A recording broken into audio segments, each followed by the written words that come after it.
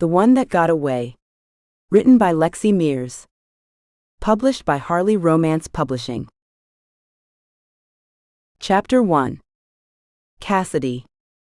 The welcoming aroma of my favorite coffee shop enveloped me like a comfy blanket on a cold winter's night.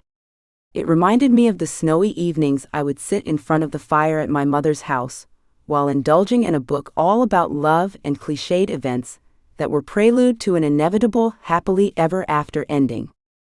Someone shoved me from behind, urging me forward. Okay. Relax. I was stuck in a never-ending line inside a coffee shop in the financial district, waiting for my morning brew. Even though I'd been living in Denver for years, I still wasn't used to the hustle and bustle of it during rush hour. I was born and raised in the small town of Crested Butte, Colorado, nestled between two mountain ranges. A real little mountain town, where everyone knew everyone, which was both a big blessing and an annoyance of living there, especially for a kid. We were always safe and well taken care of, but when we were the ones being reckless, we were busted. Over and over again. I still imagined myself riding down Alpine View Lane on my bike, the wind in my hair, whizzing past the well-maintained houses. Order for Cassidy. I pushed through the crowd of people and grabbed my cappuccino, then headed out the door as quickly as I could. Luckily, I still had a few minutes to walk to my destination. Scoring an interview at one of the most prestigious companies in the city was a dream come true, and the starting salary was more than I'd ever earned in my life. It was for an executive assistant's position at Emmerdale & Quinn, a company that did insurance claims, something I didn't have much experience with but was willing to learn. I've been told I'm a quick study, so the intimidation factor was low. The fresh autumn air was crisp and for a moment I could breathe, until a van with a broken tailpipe spoiled the moment and polluted the area around me. At times I wished I didn't have to work in the city, but the money was here and I needed it. My little brother, Nathan, who was not so little anymore, had been in an accident a few months back and been critically injured. He'd fractured his spine in 2 places and required 3 separate surgeries in quick succession. Money was tight, there were gaps in his insurance coverage, and since he had to stay in the hospital and both out parents were gone, I was the one who had to work twice as hard to make sure all the bills were paid. Of course they weren't. Medical bills were insanely high, especially in Nathan's case. He required orthopedic surgeons, physical therapists, and inpatient care. Applying for a job that required experience I didn't have was a bold move, but I was optimistic. I had to be. I crossed the street and walked along the sidewalk towards the address I had burned into my brain. To say I'd been excited to receive the call to set up the interview appointment was an understatement, and I'd been laser-focused on researching the company online ever since. I did do a dorky little happy dance, which no one should ever be allowed to see. I told Nathan about the interview when I visited him at the hospital, but he wasn't in the best mood, so I just left.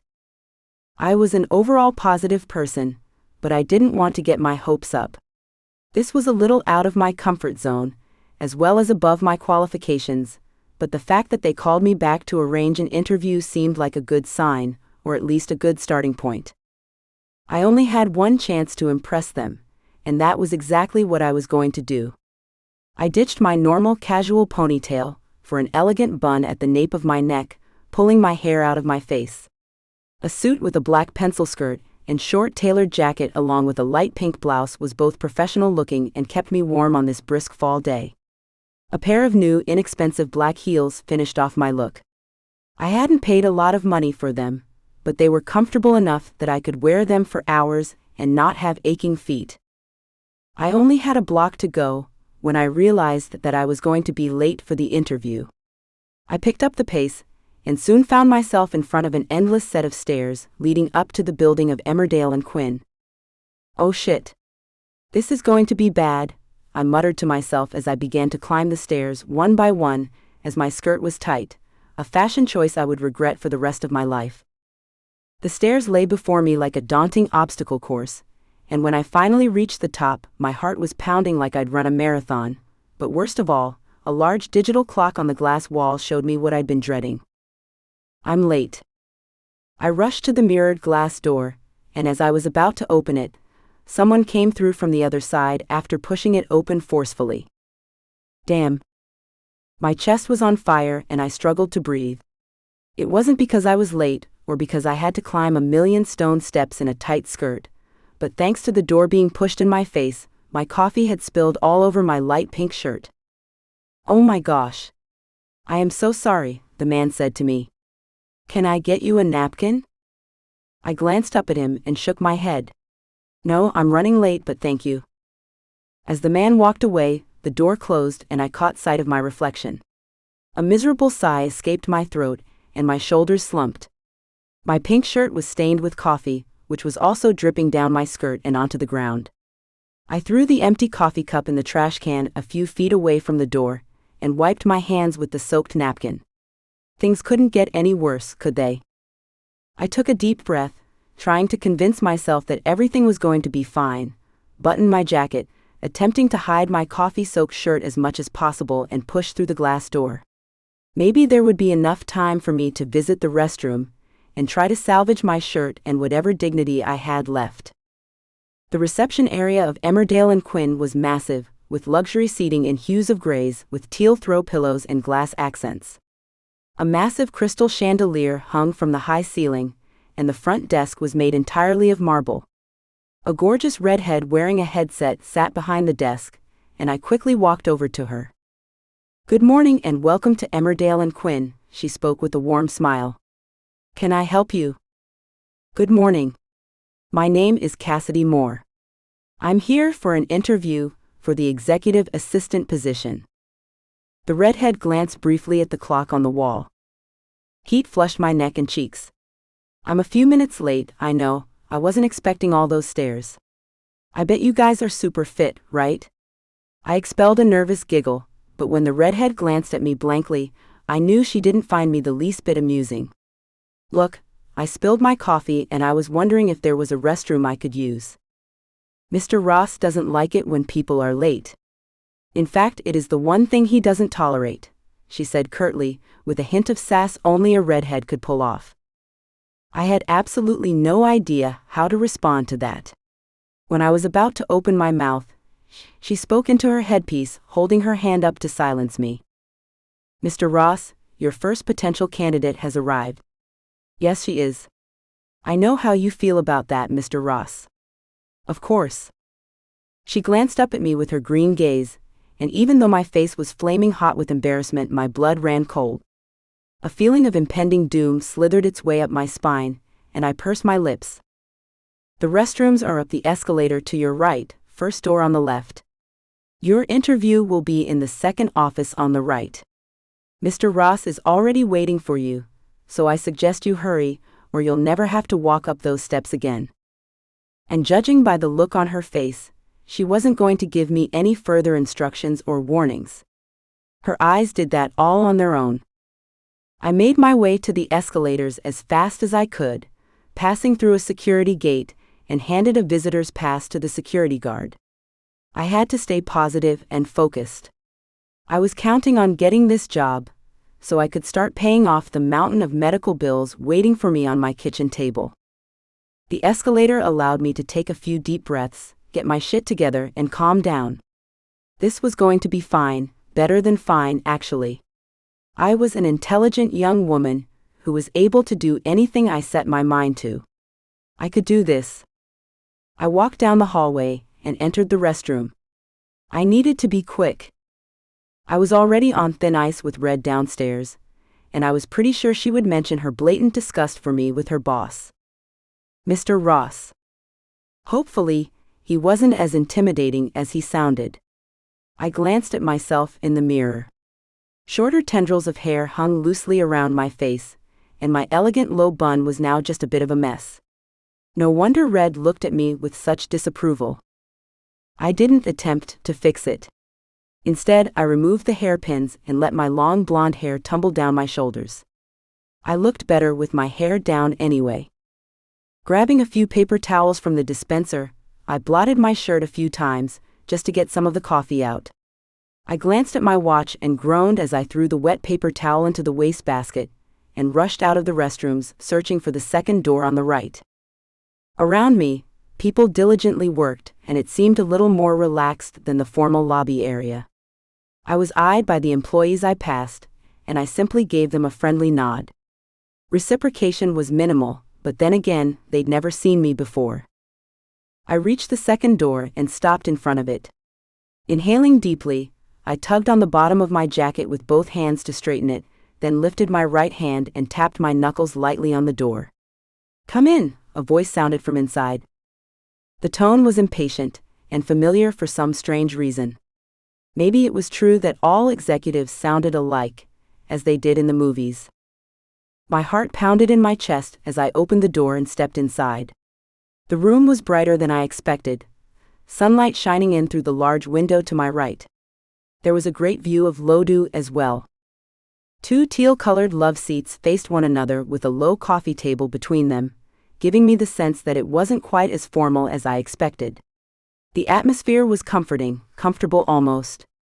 The silhouette of a man dressed in a black suit stood by the window with his back to me, and I closed the door. "You must be Mr. Ross," I said and moved towards him. "I'm Cass?" My body froze as the familiar voice echoed through my mind as the man turned around. My eyes widened while I stood motionless, unable to move a muscle. In front of me stood the one person I was certain I would never see again in my entire life. Or at least I'd hoped I wouldn't. "Liam?" I breathed. He slowly and carefully approached me, and a flood of memories came rushing back to me. The football practices I watched on the bleachers at our high school. The homecoming game. All the summers we spent together, the clear, starry nights, the snowball fights, the hot cocoa we drank at the bonfires, prom night. The wonderful memories of us together in Crested Butte. Of course, the bad memories rushed back in too, drowning me like a tidal wave. The sight of his car driving out of my driveway the last time I saw him. The tears I wasted on him for months. Not a single phone call from that moment. Nothing. The nights I'd spent alone in all the places we used to go. Driving around endlessly trying to figure out what I had done wrong. Why he didn't want me anymore. Why I wasn't good enough for him. Hot tears blurred my vision. Everything around me was frozen in time, and I was unable to move. I let out a slow breath, the breath I'd been holding since I saw his face. After all these years, he looked exactly the same. Light green eyes, brown-styled hair. The 5 o'clock shadow on his face, the dimple in his right cheek. His broad shoulders, his beautiful hands, and the way he smelled. Everything was the same. Except it wasn't. Before me stood a stranger, somebody I used to know. Chapter 2. Liam. I'm never easily surprised. I've studied human behavior for almost 10 years in this business. Their cues, their body language, and my perceptive nature were all partly the reason for my success. I could read people, and I could read them well, which was something not many could do. I could catch people in a lie, analyze them within a few minutes of meeting them, all the while making them feel comfortable. That was crucial in my line of work.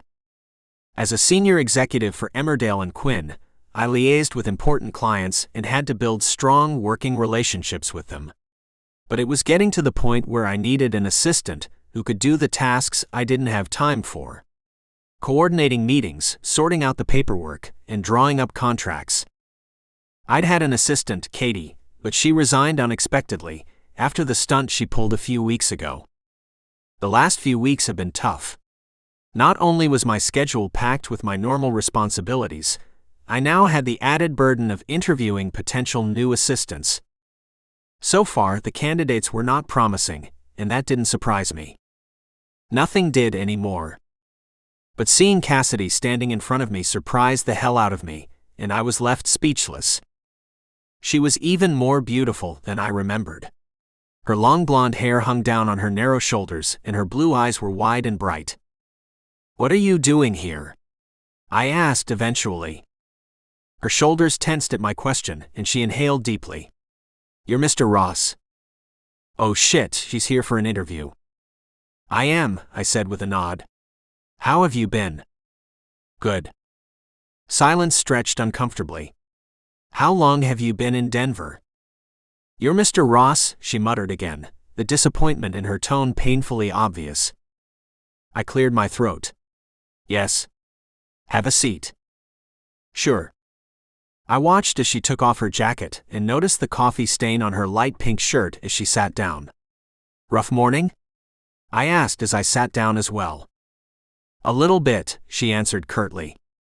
I shifted in my seat and cleared my throat. You're here for the executive assistant position. Right, but I didn't know it was for you. That was pretty obvious by now. She looked like she wanted to run. Every muscle in her body was tense, and her discomfort was palpable. If you did, would you have still applied? She frowned. Getting this job isn't about you, Liam. I leaned forward. What is it? I don't want to talk about it, she answered and straightened her shoulders. Something was bothering her. Maybe it was me, and I didn't blame her one bit. After the way I'd treated her all those years ago, I was surprised she hadn't yet punched me in the face. So, what makes you think you're qualified to be my assistant? I asked, although I already knew the answer. I'm a perfectionist when it comes to my work. I'm hardworking, I'm always on time, except for today for some reason. The steps got to you, didn't they? Cass glanced at me and nodded slowly. Yeah. I've never been one for steps.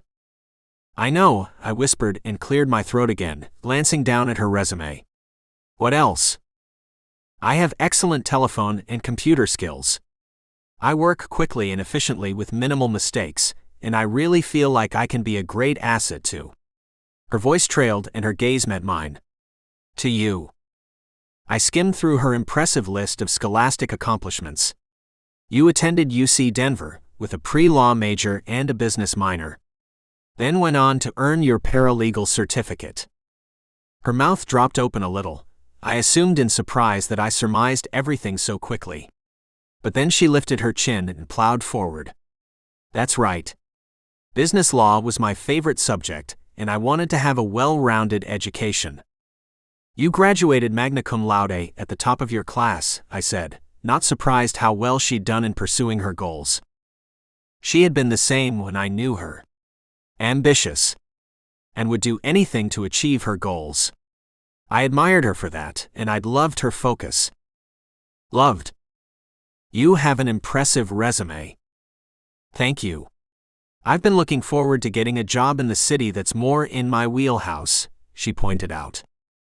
I couldn't help asking, why haven't you been working as a paralegal? You should be. She shrugged, her mouth twisting.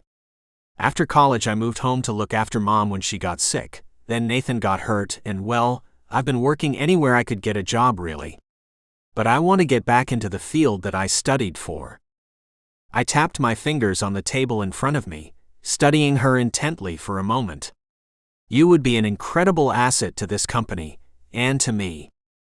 She stared at me quietly and pursed her lips. Why do I get the feeling you're about to tell me that I am not getting this job? I shifted back on the couch. I can't give you this job. Not because you don't deserve it, but because you're better than this. Excuse me? She asked as her eyebrows rose on her forehead. You're overqualified for an assistant's job. I don't want you to waste your talent here. Is it because we used to know each other? She asked. Her words stung more than I'd like to admit, but they were partially true.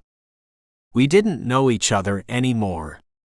Too much time had passed, and too many things had happened. No, it's not that. I don't. Please tell me, she insisted. I exhaled through my nose and decided to tell the truth. I can't hire you because you're too attractive, you're a female, and I'm in a bit of a legal situation at the moment. Her eyebrows narrowed. What kind of legal situation? Are you in trouble? In a way. My previous assistant, the one who recently resigned. She slapped me lawsuit, which I am now dealing with. It made my whole being shudder in disgust to admit such a thing. Harassment? Are you kidding me? Her tone was razor sharp now. I shook my head. No. I wish I were. Why am I not surprised? She scoffed, crossing her arms and her legs.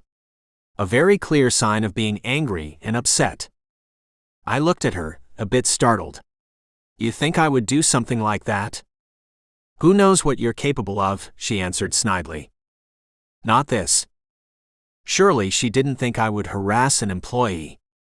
What sort of snake did she think I was? Did you get to call her too? She asked, glaring as though the 10-year-old wound were still fresh. No, I answered simply. She claimed I came on to her and suggested inappropriate things. Things I wanted to do to her, I explained, not quite sure why I felt so defensive. We hadn't seen one another in more than 10 years, but it still felt like I could tell her anything, even if it meant her cutting me with her words. The contempt was visible in her eyes now, and she shifted in her seat, as if to place more distance between us. Did you? Of course not. You know I would never do something like that, I defended. She scoffed again. I don't know you well enough to make that kind of assumption. I just asked if you did, from a legal perspective. Her words were like knives in my chest, but once again, I deserved them. Right? No, I didn't. You can't hire me because of the lawsuit, or... We have history too, Cass. Please don't call me that, she said with a frown and stood up from the couch. I can help you get a job, I said, feeling the desperation rise inside me. One that is more suited to your qualifications. I have a friend who owns a law firm, and you'd be perfect there. They specialize in business law, representing companies with civil matters. They'd be happy to have someone like you there. She glanced at me and pursed her lips. I don't want you to do me any favors. It's the least I could after everything I put you through.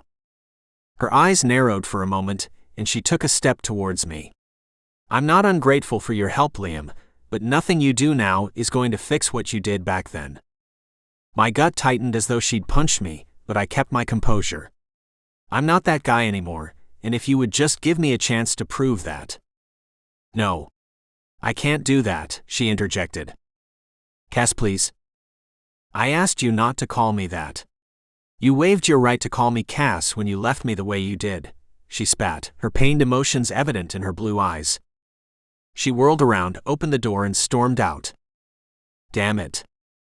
I took a deep breath, my chest tight from the dagger she'd thrown my way, and closed my eyes for a few seconds. I glanced down at her resume and reached for my phone, but stopped midway. I didn't want to intrude on her life, because she clearly didn't want me in it anymore. Just the sight of me had upset her, and I supposed it was only natural, but her anger and pain were obviously still so raw. I'd have thought after all this time she would have moved on and forgotten all about me. I sat quietly on the teal couch until Jenna called me, asking if she could send the next applicant up. No, I'm done for the day. I have an emergency to deal with. Have them reschedule. Mr. Ross, it's only 10 o'clock. Don't question me, Jenna. Now is not the time. Just do as I say. Yes, of course, Mr. Ross. My apologies. The call ended, and even though I shouldn't have directed my anger and disappointment at Jenna, she knew better than to question me about anything. I left the interview room, rushed to my office to collect a few things, then left the building. Jenna was busy on a call when I walked past, but her eyes focused on me for a moment before she cast them down to the keyboard in front of her. The drive home from the office was brief, and the weight lifted from my shoulders as soon as I stepped into my home. My safe place. It was really the only place where I felt at ease, except for today. For the few minutes I'd spent with Cass, I'd been happy again, before she'd reminded me what a shitty asshole I was back then. A nauseating feeling rose in my stomach, and I dropped my head. I had to do something about this. I grabbed my phone and dialed Eric's number. Eric Hartman, he answered. Hey, Eric. It's Liam. Liam, how are you? I've been better. Did something happen? Did Katie? No, she didn't do anything else.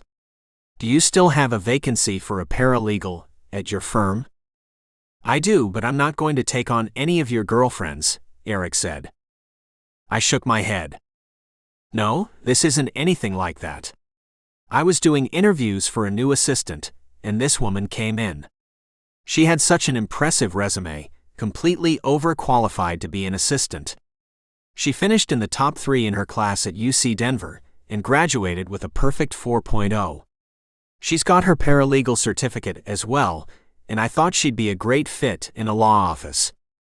Wow, that's quite impressive. How do you know her? We used to live in the same town when we were kids, can you believe that? I tried to sound genuine, because I was telling almost the whole truth. Okay. You can email her resume to me. It sounds promising. Thanks, Eric. I appreciate it. And I did. I'd never thought I'd be able to make up being suck a shit to Cass, but I had to try. How are you really doing? Especially with this whole thing? As I said, I've been better. I feel powerless and... I raked my fingers through my hair and sighed. I honestly don't even know how I feel. I just wish this would all go away. So do I. You're my best friend and I know you're an upstanding guy, Liam. You wouldn't do something like this. But you have to know it's going to get worse until it gets better. Katie's lawyers are going to make sure they dig up every ounce of dirt on you and try to use it against you. I know. Is there anything that would implicate you in the past? I sighed and sat back on the couch, trying to think of anything remotely related to harassment, but the only thing I could think of was Cass. Her face flashed in my mind, that beautiful face, and her voice resonated inside me. I wasn't over her, clearly. Or not as much as I'd believed I was. No, not that I can think of. Well, if you do, you have to tell Morgan. Obviously. He's my lawyer. I tell him everything. Poor guy, Eric joked, which made me smile for a second. I have to go. I have something I need to do, I told him, sitting upright on the couch. Sure, buddy. Take care. You too. I placed the phone on the table in front of me and sat motionless for a few seconds before I stood. God, I felt old. Old and tired. I went and took a hot shower and changed into some comfortable clothes. Time for a trip down memory lane. I entered my home office and opened the corner closet. From the top shelf, I retrieved a photo album, one I hadn't looked at for months, then placed it on my desk. I sank into my leather chair and opened it to the first page. Cass's smiling face, along with me by her side, graced most of the pictures, but as I flicked through the pages, I searched for the one photograph that I used to look at whenever I could. It had been taken on a bright, sunny day. The last snow of the season had fallen, and Cass had insisted we build a snowman before everything turned to sludge. And of course we did. I rarely said no to the woman when she was enthusiastic about something. I'd grabbed her camera and taken a picture of her as she playfully threw a handful of snow at me, resulting in the most beautiful photo of her. Her eyes were bright blue against the white snow behind her, and it was one of the moments where she'd been at her happiest. I'd been at my happiest. But that hadn't good enough for me. I paged through the album, looking at her face in each photo, her expression so full of life and love and happiness. I always knew when she was upset, when her brother was being a little shit, or when she was stressed out during exams. She had always been so easy to read, but I'd never realized how much I hurt her when I'd left. If only she'd give me a chance to make things right between us, let me be who she deserved, but I was pretty sure that ship had sailed. It was such a long time ago. We weren't the same people anymore.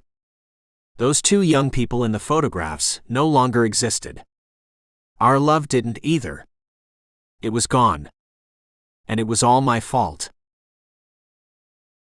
Chapter 3. Cassidy. I walked through the revolving doors of Sutter Rehabilitation Hospital and smiled at the receptionist, who knew me by name now. My head was still spinning from my interview this morning. Seeing Liam had brought back so many feelings I'd thought were dead and buried. Learning that Liam was being sued for sexual harassment by his previous assistant was a bit of a shock, but it only proved to me that he hadn't changed. He was still the same selfish asshole who left me in Crested Butte without as much as a goodbye. The emptiness ached inside me as I walked down the hallway to Nathan's room, and I came to a standstill in front of his door. I didn't want him to see me like this, all broken and upset. He didn't need a sister who couldn't keep her shit together. I had to be strong for him, and being upset over a guy from my past, over something that happened such a long time ago, was just plain stupid. I had told myself for years that I was over him, and that I deserved better. But as much as I wanted to hate him, which I did, a part of me still loved him. A part I tried to deny, to destroy, and failed. I took a deep breath, swallowed my feelings, and opened the door. My little brother was in his hospital bed, flicking angrily through the channels. As soon as he saw me, he smiled his usual crooked smile. "Hey," I greeted him and placed my bag on the reclining chair in the corner of the room. "How are you feeling?" "Still paralyzed from the waist down, so I'm going with not so good," Nathan grumbled. "How about you?" "I've been better," I sighed and sat down on the edge of the bed. "I went for an interview this morning." "The one in the financial district?" "That's the one," I answered. "And? How did it go?" "Catastrophic," I answered honestly. I spilled coffee all over my favorite blouse. I was late, and then when I eventually got to the interview itself, it turned out I was overqualified according to. My voice trailed off as Liam's face popped into my mind. His green eyes, his perfect jawline, the way he smelled. "Cassie?"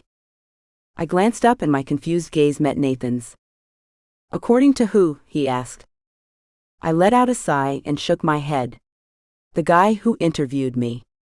He said I was overqualified for the job, and he didn't want me to waste my talents by being his assistant." "That was kind of nice of him," Nathan pointed out. I shrugged my shoulders. I was really counting on getting that job, but now that I think about it, I wouldn't have fit in there.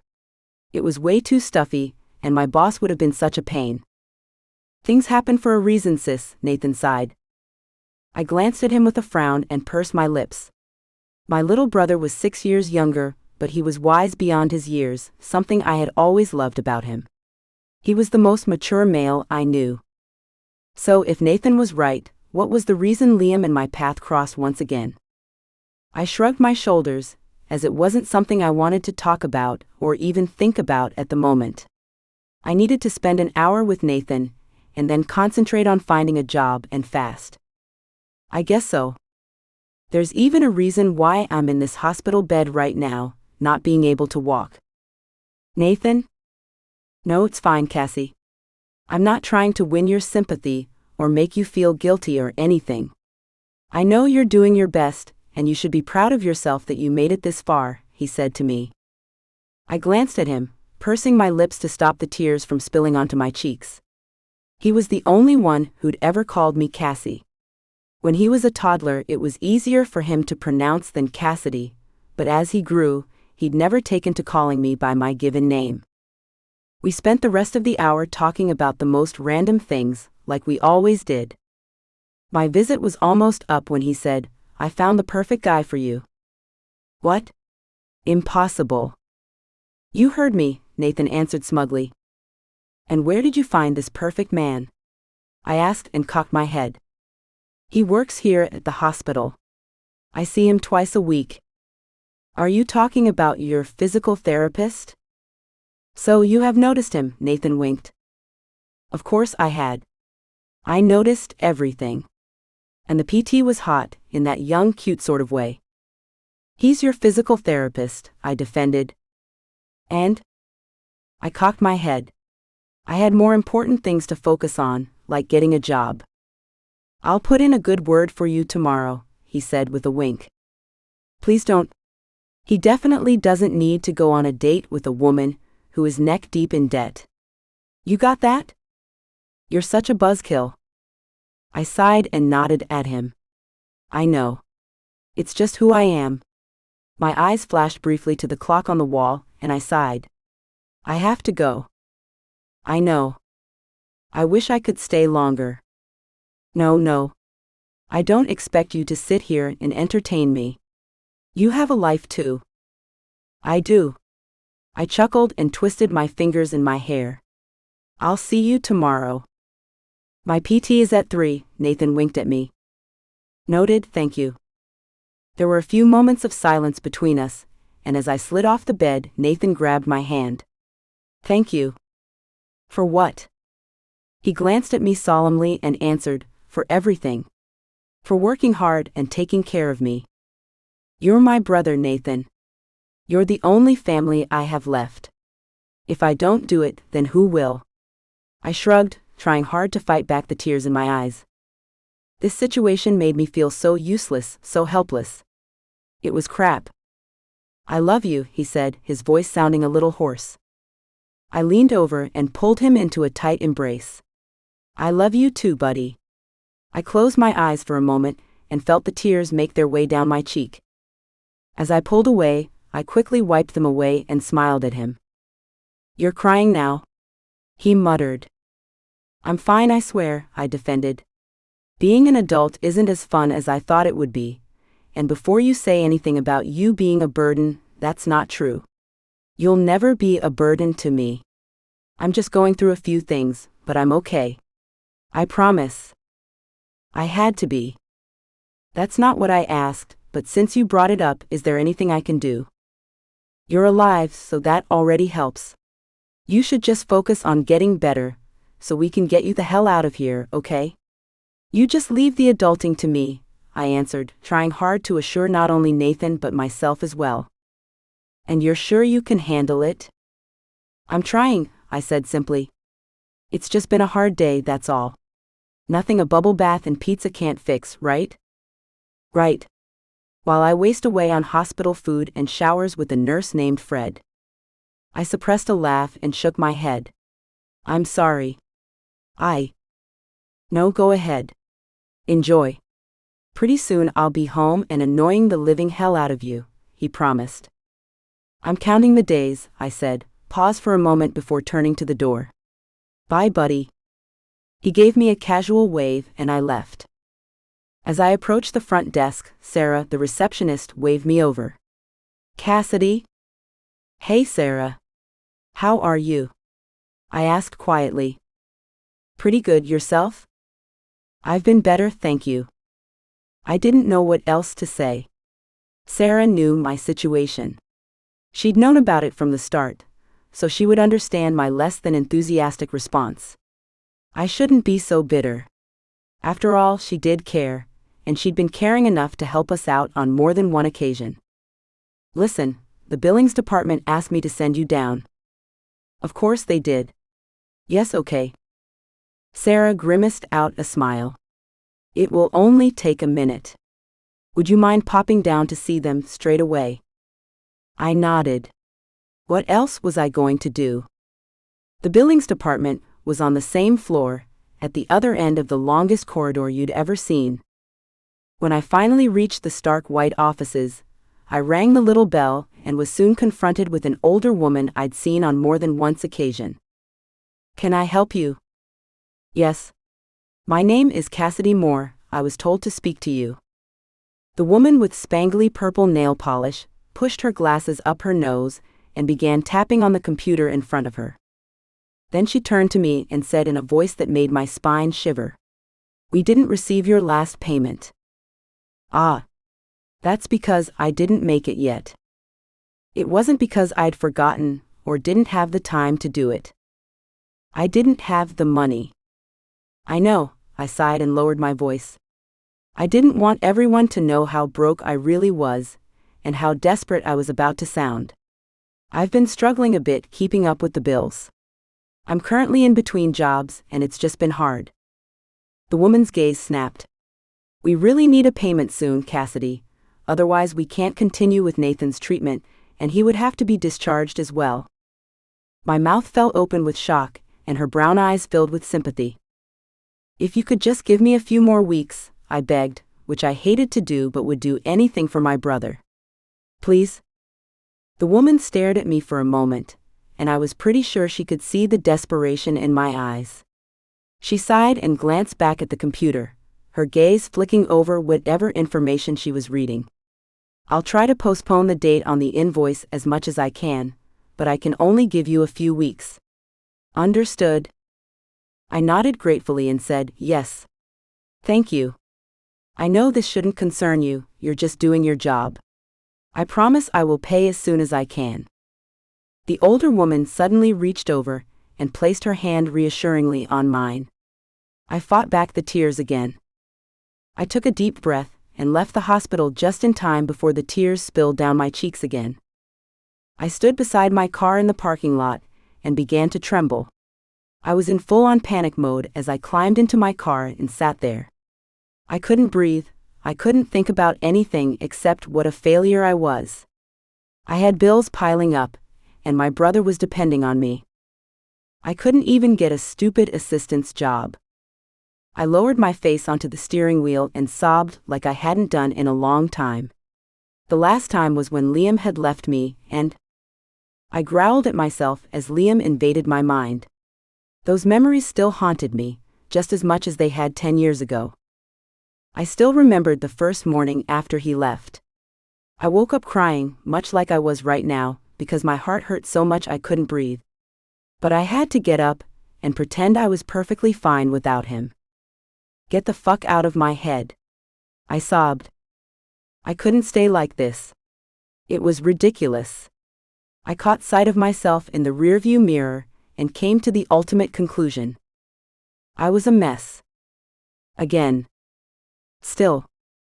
I wiped my face with the tissues in my car and took a few deep breaths to calm myself. I couldn't drive in the state I was in, so I sat for a few minutes and contemplated my horrible life. When I was finally ready to go, I drove home. We owned the small house thanks to our early inheritance. We'd sold Mom's family home, and the money had been enough to let me buy this house, and left enough aside so that most of Nathan's bills had been paid for initially anyway. I'd moved Nathan and I into the new place as soon as I had been able to, and it had been our saving grace when money was tight. Not having to find a mortgage or rent. But the house was empty, and the cold feelings hit me as soon as I stepped through the door. Empty like me. I dropped my bag on the couch and headed for my bedroom to change into something more comfortable than my coffee-stained interview suit. After dressing in my oldest, softest sweats, I scoured the fridge for something to eat. I planted myself and my leftover sandwich down on the couch and covered my lower body with my fluffy purple blanket. Ever since Nathan's accident, I couldn't sleep in my own room. The memory of that night still haunted me. Getting a phone call from the hospital to say my little brother was in emergency surgery, after arriving at the hospital in a critical condition after a near-fatal car accident, shook me to my core. Every time my phone rang at night, I would get a nauseous feeling in the pit of my stomach before answering. Given Nathan was possibly facing 2 additional surgeries, I was an emotional mess. I couldn't lose him too. I devoured the sandwich in silence, then turned on the television for a means of distraction. My brain was muddled, and if I could drown it out with some mindless television shows, then so be it. I heard my phone ring in my bag and I reached for it, although as much as I didn't want to speak to anyone, I had to answer. It could be important. "Hello? Hello, is this Cassidy Moore?" My spine automatically straightened and my eyes widened. "This is she." "Good afternoon, Ms. Moore. This is Lindsay, from the offices of Hartman and Cole. I was instructed by Mr. Hartman to contact you with regards to the paralegal position we have available at the firm." Holy shit. Paralegal position? I stuttered. "I don't remember sending my resume to you. Are you sure?" "As I mentioned, I was told to contact you and arrange an interview with Mr. Hartman at your earliest convenience." "Yes. Yes, of course. When would be a good time?" "I am pretty flexible at the moment." That was the understatement of the century. "Very well. Would tomorrow afternoon at 1 o'clock work for you?" "Yes, that is perfect. Our address is 235 Montgomery Street. Do you require directions to our offices?" "No, I have a pretty good idea where it is, but thank you. Do I need to bring anything with me?" "Like my blood? I'd do anything to get a paralegal position right now." That won't be necessary. Mr. Hartman has your resume on file, and he's really looking forward to meeting with you. How that was possible, I had no idea. And I'm looking forward to meeting with him as well. Very well, he'll certainly appreciate your optimism. We will see you tomorrow. Thank you so much. Have a great day. You're welcome, and the same to you. I heard the call disconnect, and my hand dropped down onto my lap, still holding my phone. I couldn't believe it. I had an interview at a law firm as a paralegal. I hadn't even sent them my resume, so how? Then it occurred to me, and the thought made me shiver. Liam had said he would find me a job more suited to my skills. And he had. For once, Liam had come through for me. I grabbed a nearby pillow and hugged it to my chest. I wanted to believe that Liam had changed, that he was doing this out of the goodness of his heart. Because despite everything I'd gone through, a part of me still believed that deep down he was a nice guy. But my history with him made me doubt his ability to care, especially about me. Nonetheless, I didn't want him to do me any favors. I didn't want to owe him anything. But as I glanced over at my dining room table, piled high with medical bills, a wave of gratitude washed over me. Sometimes swallowing your pride was the only option.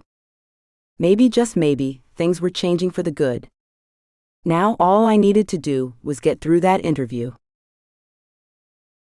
Chapter 4. Liam. Where did you find that woman? Eric asked when I answered my phone the next afternoon. Who are you talking about? I asked, hoping he wasn't referring to Katie, as she had been tormenting me enough. Cassidy Moore. At the mention of my former girlfriend's name, my shoulders relaxed, and I sat back in my chair. Did you interview her? I did, and I must say she is pretty phenomenal. I told you, I said with a smile. If there was one thing I knew about Cass, was that she was indeed incredible, but hearing it from Eric was gratifying. I wasn't delusional, with judgment clouded by the past. She's smart and witty, and that resume of hers is perfect. There was only one thing wrong with her, though. What? I asked, holding my breath. Whatever it was, I sure we could work something out. She wasn't working for me. I rolled my eyes and couldn't help but smile at Eric's laughter on the phone. I'm glad you found her impressive.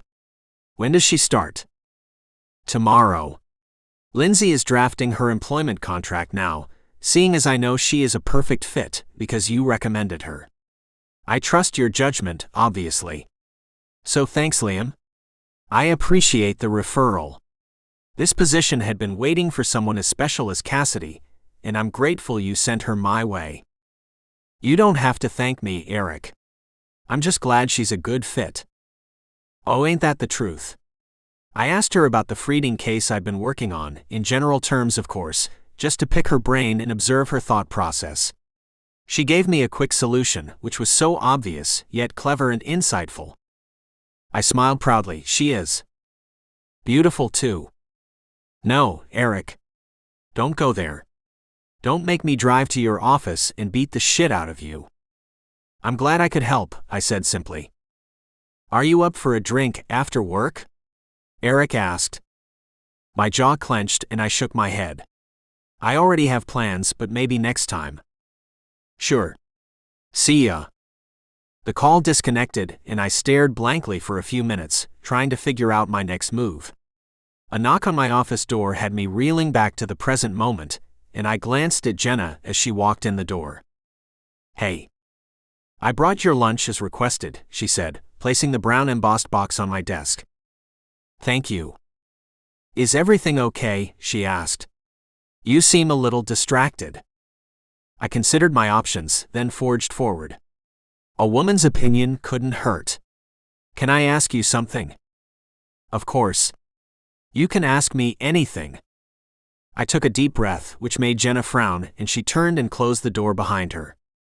What's going on? Did Katie do something? No, this isn't about Katie, I muttered.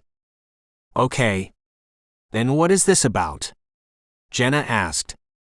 Do you believe that things happen for a reason, that people are inserted in your life at a certain time? I guess, she shrugged, and I glanced at her expectantly, hoping she would give me more than she had. I'm not really the whimsical type. Sure, things happen for a reason, which is unbeknownst to us at that specific time, but I also believe that by the choices we make, we alter our path and make it how we want it to be. So, we're in complete control of our own destinies. I wouldn't use that word, but yeah.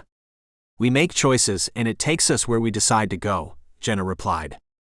What if we don't have control? And that was how I was feeling at the moment. Completely out of control. Like some godlike being was toying with me. First bringing crazy Katie into my orbit in an attempt to destroy me, then the only woman I've ever loved to do who knew what. Jenna frowned. Life can't just run away with a person. You're always in a position to take the reins if it's taking you somewhere you don't want to go. I didn't know what to say to that, so I gazed out in front of me. Are you sure everything is okay? Jenna asked again. Do you believe in second chances? I asked. She scrunched up her face. It depends on the situation, really. If someone screwed me over, I wouldn't bother giving him a second chance. That sounded pretty brutal. How come? Because people rarely change their ways. We're conditioned to return to our default settings, the way we were raised. I damn well hope not. I glanced up at her, a little surprised by how black and white Jenna was being about this topic. So people can't change? I guess they can if they want to. But they have to really want to change, and I've never come across anyone who's done it successfully, Jenna muttered. You've met some shitty people in your life, I pointed out. Yes, I have. I gave her a half smile. I'm sorry to hear that. It's not your fault, she shrugged. I had one more question, and in light of the Katie catastrophe, I wasn't sure I wanted to know the answer. Do you think I'm a good person, Jenna? Jenna cocked her head and red hair fell over her shoulder. You seem okay, I guess. I don't really know you outside of work. But you believe in people, and you give them what they're owed. My eyebrows rose on my forehead, and I stared at the prickly receptionist who guarded our front desk. That's probably the nicest thing you've ever said to me, I pointed out. Where's all this insecurity coming from? She asked, stepping closer to my desk. I don't know. I guess it's just everything. Katie and the case, the press. It's getting to me. She's making me out to be this terrible person who harassed her at work, made inappropriate comments about her body, and what I wanted to do with her. I guess I needed someone to say they don't believe I'm the monster some people think I am. Well, Jenna said and shot a quick glance out the window, there aren't protesters outside the building demanding your arrest, so I think you're still fine. That's oddly comforting, I sighed. I do what I can, she shrugged. But you know, Mr. Ross, you shouldn't allow people to make you feel inadequate and unsure of who you are. You've always been a decent guy, treated people with respect, so if you need me to testify for you, be a character witness, I'll do it. You never laid a finger on me, or ever made me feel anything but comfortable. That means a lot to me. I mean it, Mr. Ross. You don't deserve to go through this because she fucked up. I nodded silently and watched as Jenna turned to the door. I'll let you eat your lunch in peace and hold all your calls. Thank you. Anytime, Mr. Ross. Jenna left my office and I glanced down at my lunch, not even remotely hungry anymore.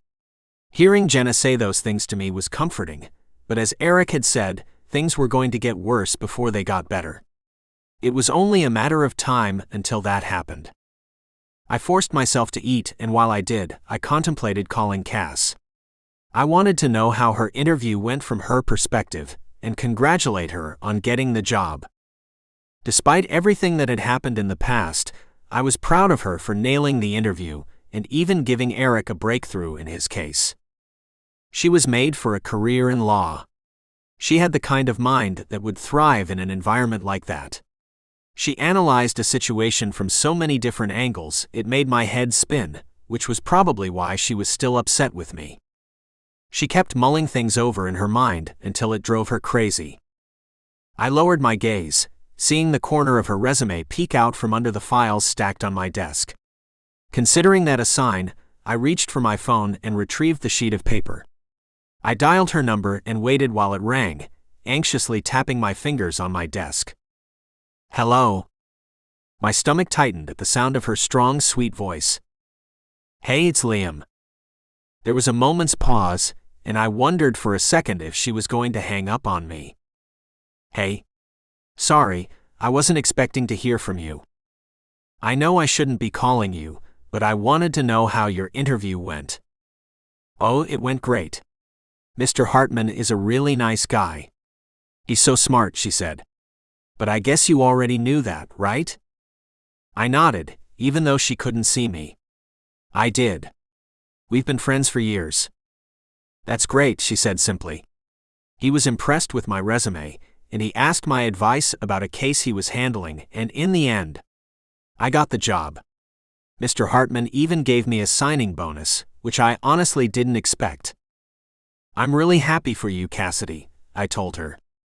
She deserved all the good fortune and happiness in the world, especially after everything she'd been through, mostly because of me. "So am I," she agreed, and there was a pause at her end. "Listen, I appreciate what you did for me. If it wasn't for you, then I would still be unemployed.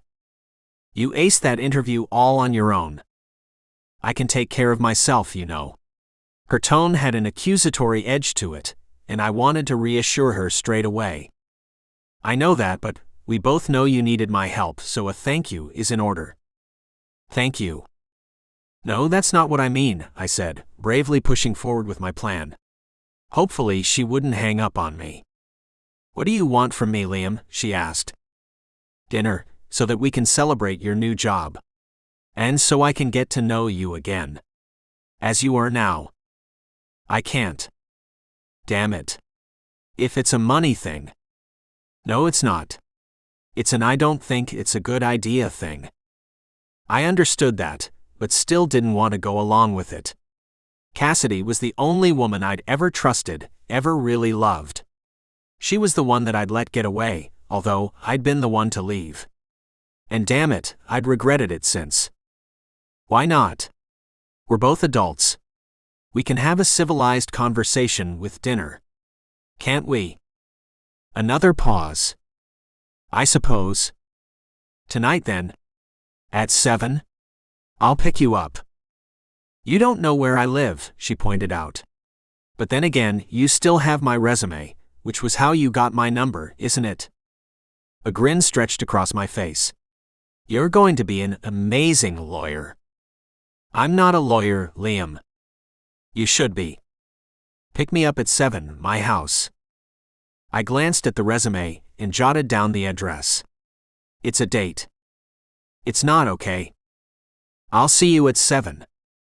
I disconnected the call and placed my phone on the desk in front of me, grinning like a stupid teenager. I hadn't been on a date in a long time, and the nervous tension began to shiver along my skin. I turned in my chair and glanced out the window, lost in the feeling of dread that had surfaced. Had I crossed the line or not? I probably had. "It's not a date," I muttered to myself. "You're going on a date." I whirled around in my chair and stared wide-eyed at Jenna. "When did you come in?" "Just a second ago," she answered and cocked her head. "By the way, if you have to convince yourself that it's not a date, then it probably is." I straightened my shoulders and adjusted my suit jacket, although it was perfect to start off with. "It's not a date," I still defended. "Who's it with?" she asked. I narrowed my eyes at her. I didn't have to tell her anything. She crossed her arms over her chest.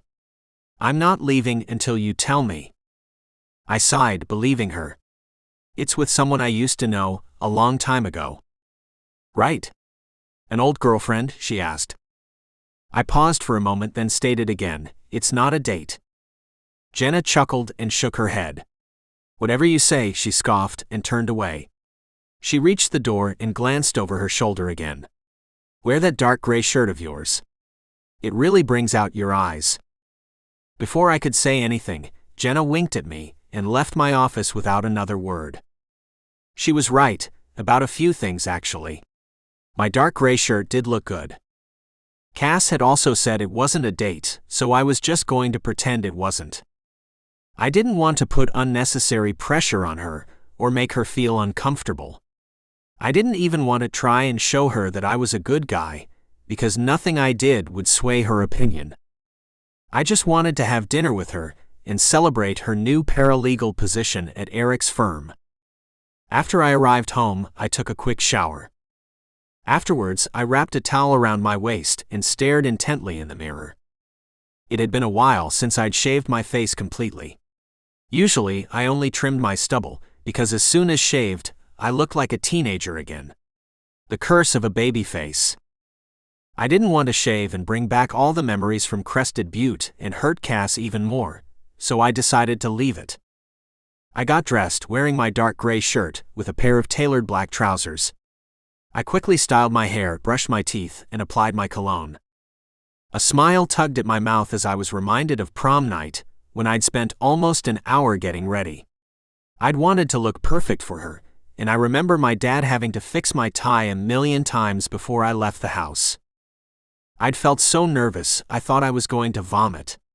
It had been strange for me to feel that high-strung, as Cass and I had dated for several months already, but that night was destined to be different. It had been the first night of a new stage in our lives. We'd planned on having sex for the first time, and we did, as cliché as it was.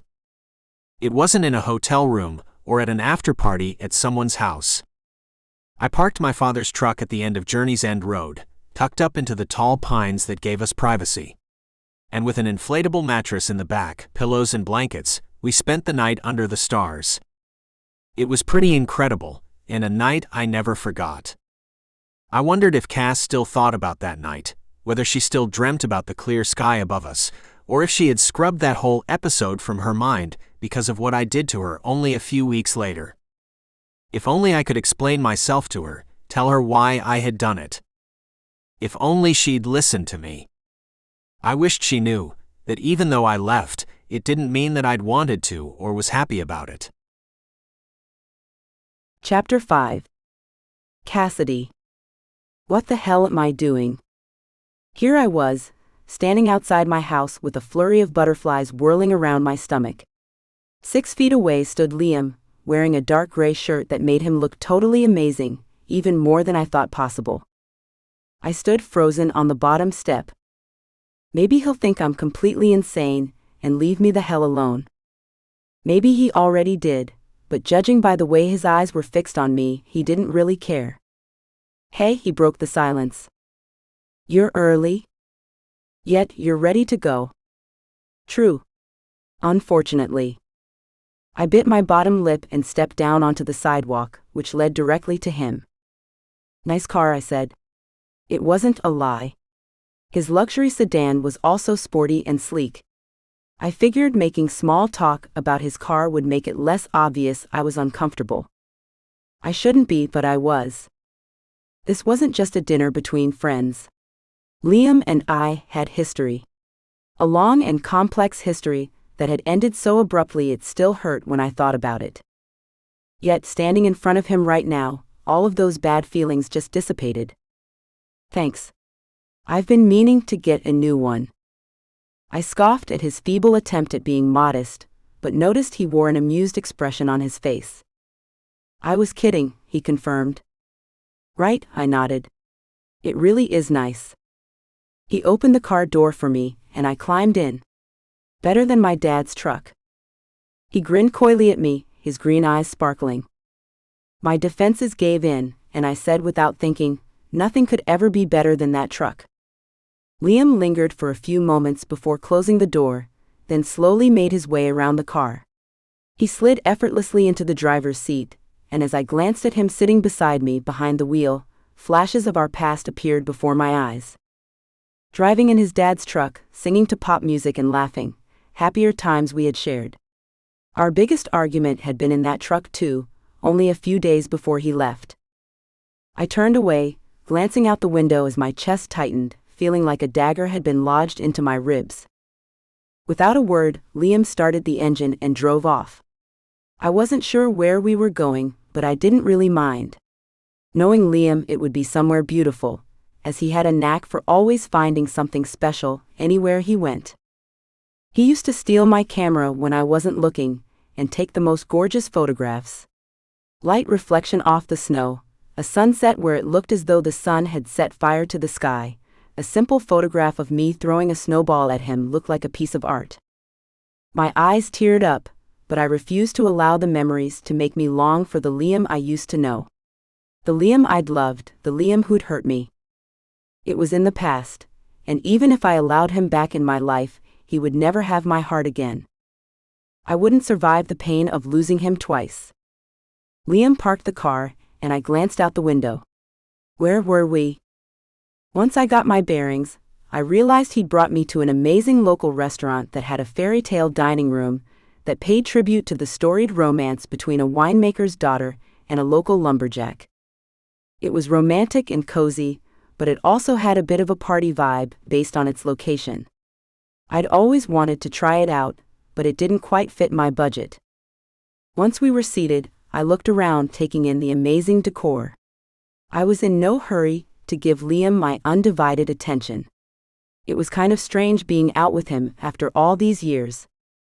"You're awfully quiet," he said as soon as the waiter left our table after taking our drink order. "I just have a lot on my mind," I admitted vaguely. "Is this weird for you?" he asked. "Yes, it is." "Is it weird for you?" "Very," he admitted.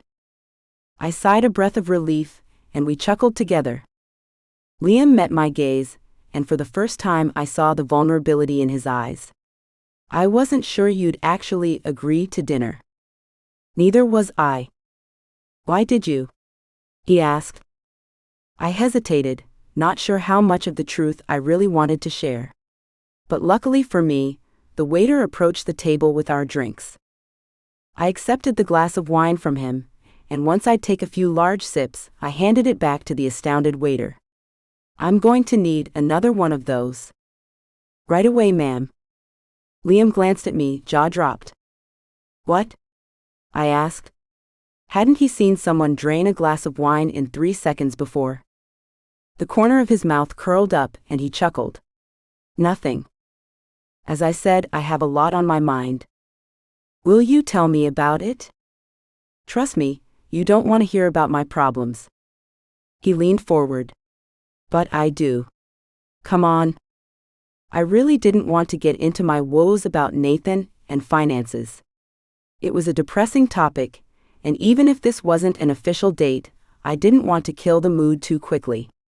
"First, tell me about you." "You know everything about me," he answered. "Up until 10 years ago, or at least I thought I did." I shrugged. "How's your mom?"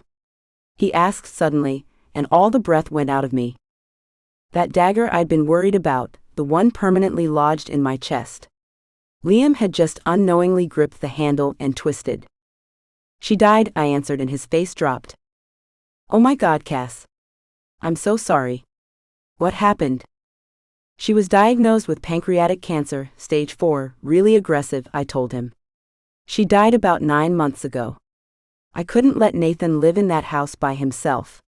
So I went back to get him, we sold the family home and we moved out here.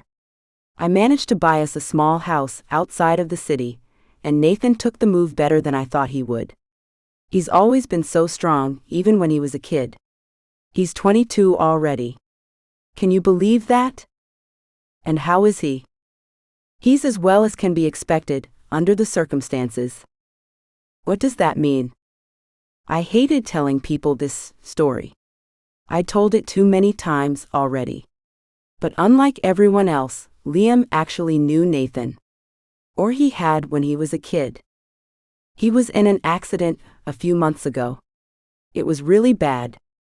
He's still in the hospital. He fractured his spine, and he'll need to have a few more surgeries before the doctor can say whether he'll be able to walk again. "We're optimistic, you know," I said, not sure who I was trying to reassure more, Liam or myself. Liam's eyes were big and round. "Cass, I had no idea you were going through all of this. Why didn't you tell me?" I stared at him like he was crazy, and actually looked away when I answered. What was he talking about? We hadn't spoken in 10 years. Why would I tell him about the intimate details of my life during a job interview? I just did. I couldn't exactly tell you on the phone or at my interview, could I? I narrowed my gaze at him. I haven't seen you in 10 years. I wasn't going to blurt out all my problems the first time I saw you again. Why not? I TSSKD at him this time. Seriously? Because knowing you, you'd want to act gallant and try to save me. And he would, he had. Even with him leaving me and never calling, I knew he'd always do the right thing if faced with a problem. Ah. I can take care of myself, I defended. I don't doubt that for a second. The waiter returned with my glass of wine and took our dinner orders. I picked up the glass, staring at the burgundy contents. I'm not here to argue with you. No. We're here celebrating the fact that you landed yourself a killer job at a successful firm, and your future is a whole lot brighter now. Not to mention you have a way above average salary, he said. The fact that you know all this is very unsettling. He chuckled and his eyes sparkled brightly, luring me in. Eric is a friend. You needed a job, he needed a paralegal. Are you going to talk to him about this? I asked, and motioned to the open space between us. Liam's gaze was suddenly darkened, troubled. My personal life is personal, so no. I won't be discussing you with anyone. Fair enough, I nodded. So tell me, why'd you move here? To Denver? I needed a change of scenery after Duke. North Carolina was beautiful, but something was missing. My heart just wasn't there anymore, he lowered his gaze.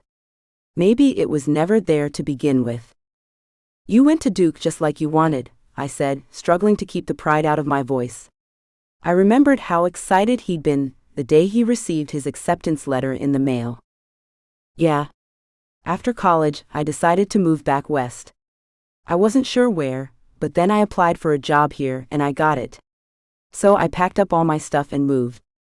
8 years later, here we are. Here we are. Uncomfortable as fuck, right? A laugh burst through my throat as I said, absolutely. Why do you think that is?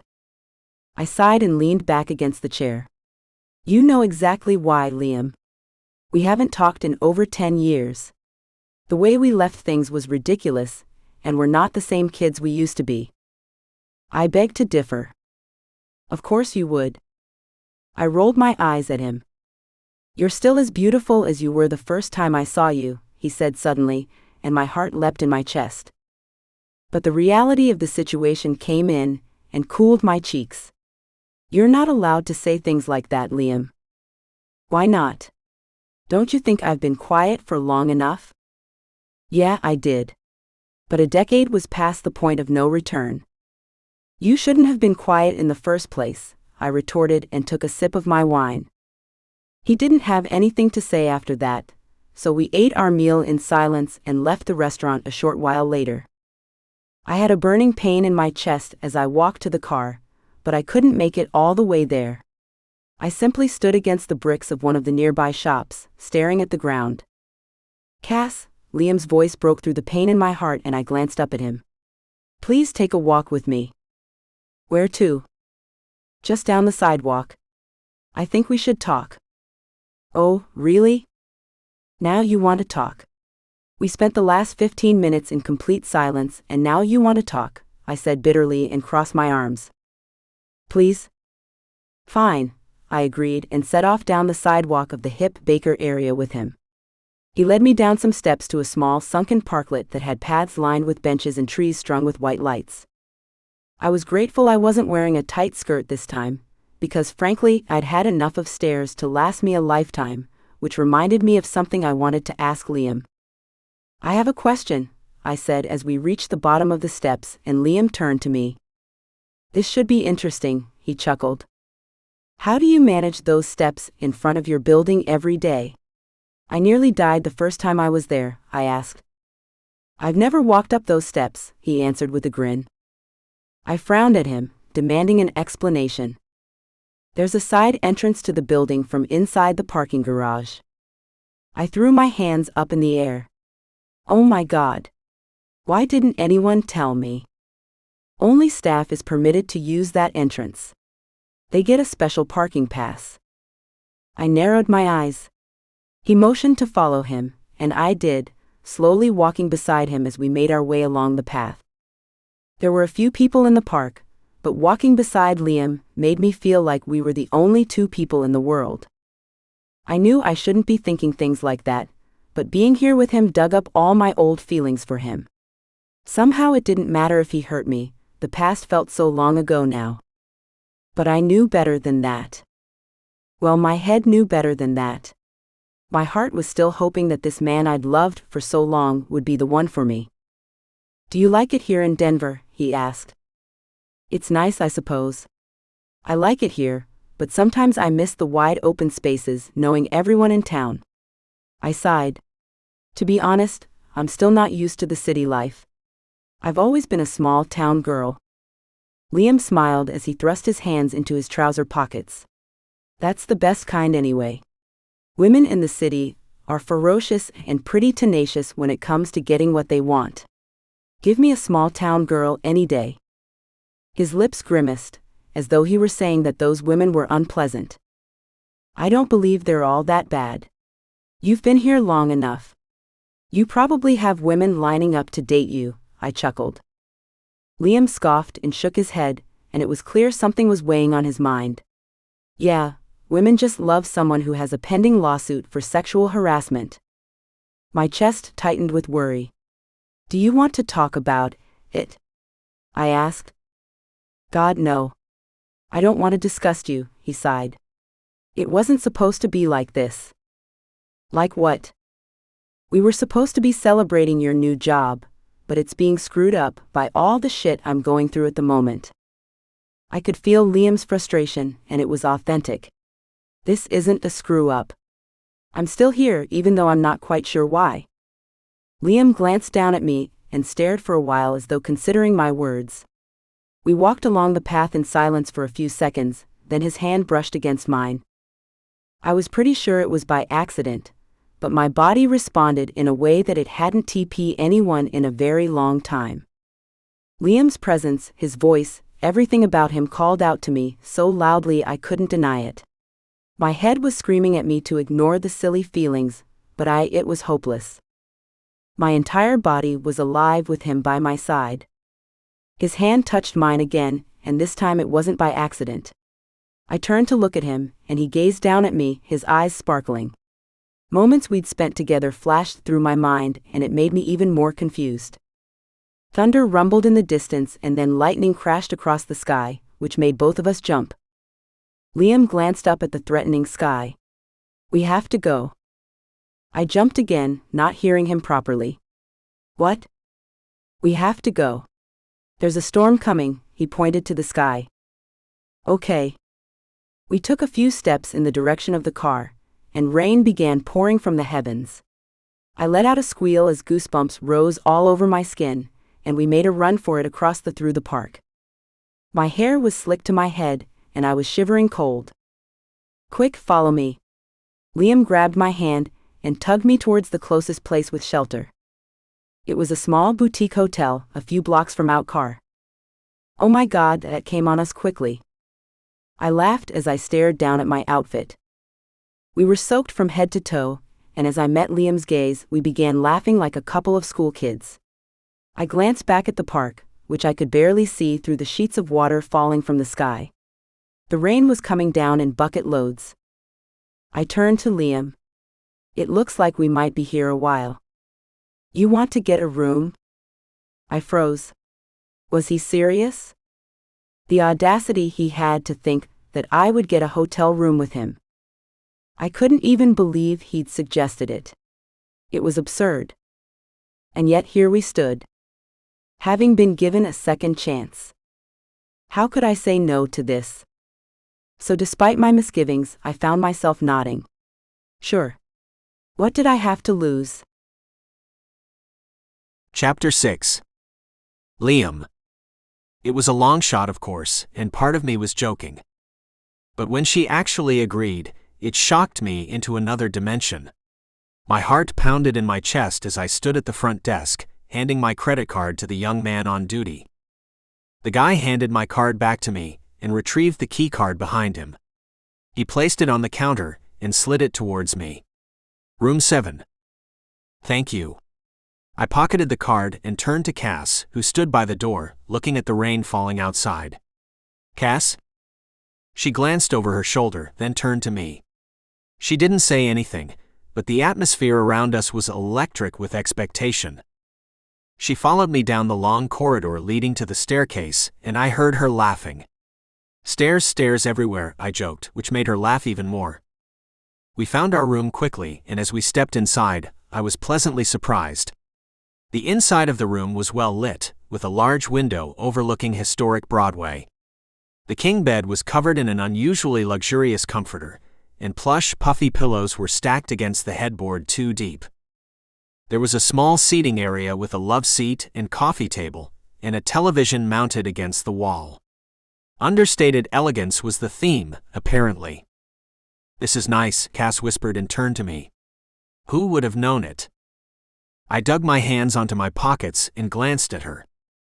What? She asked. Do you remember the night we were caught in that snowstorm at Adam's uncle's cabin in the mountains? I asked. Of course. We were there for almost 4 days. I thought we were going to die for sure, she answered. That's a little dramatic, I chuckled. Besides, I wouldn't have let that happen. She was walking around the room now, glancing at the features as though she was interested, but I could feel her attention pinpointed on me. We got pretty close those 4 days, didn't we? She asked softly. We did. The room filled with silence as our emotions permeated the air around us. Neither of us had the words to break through the strained atmosphere. It had to be me. I was the one in the wrong. I took a deep breath and said, I get that you're mad at me for leaving all those years ago, Cass, and I wouldn't blame you for that. I'm not mad, okay? I'm hurt. There's a difference. That's worse, I muttered. It was like saying she was disappointed. There was so much more pain in the words. I was hurt when you left without even telling me why or saying goodbye, she said. I'm still hurt. And I hated that. How did I make her understand? I never wanted to hurt you, or cause you pain or make you cry. At the time I thought it was the best thing to do for us both. She turned to glare at me. That's a lie, and we both know it. Something happened that made you leave, and you were too afraid to tell me. You still are. Cass knew me too well. You're right. I was scared. I was a coward, Cass.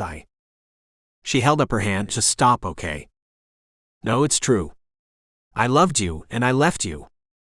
Why couldn't she believe the truth? She turned on me with her eyes flaring wildly. That's bullshit. You wouldn't have left if you really loved me. I didn't have a choice, Cass. You always have a choice. You chose to leave, she snarled. And don't call me that. You have no right, after everything you put me through.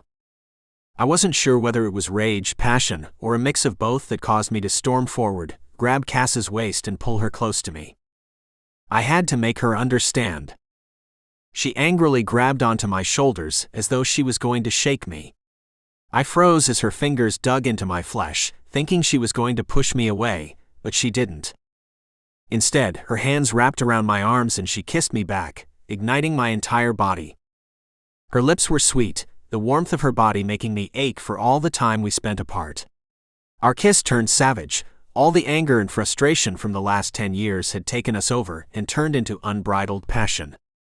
My body temperature soared as my lips traveled down her neck, her ragged breathing caressing my ear and her fingers raking through my hair. I pressed her up against the wall, hearing something crash down onto the ground, but I didn't care what it was. Cass's warm hands dropped away as my hands slid underneath her soft shirt and up to cup her full breasts. She moaned softly in my ear, which only made me want her more. My heart nearly burst.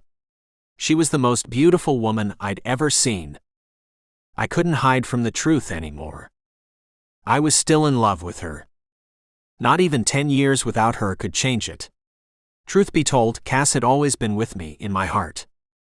She caught my gaze and cocked her head. "Everything okay?"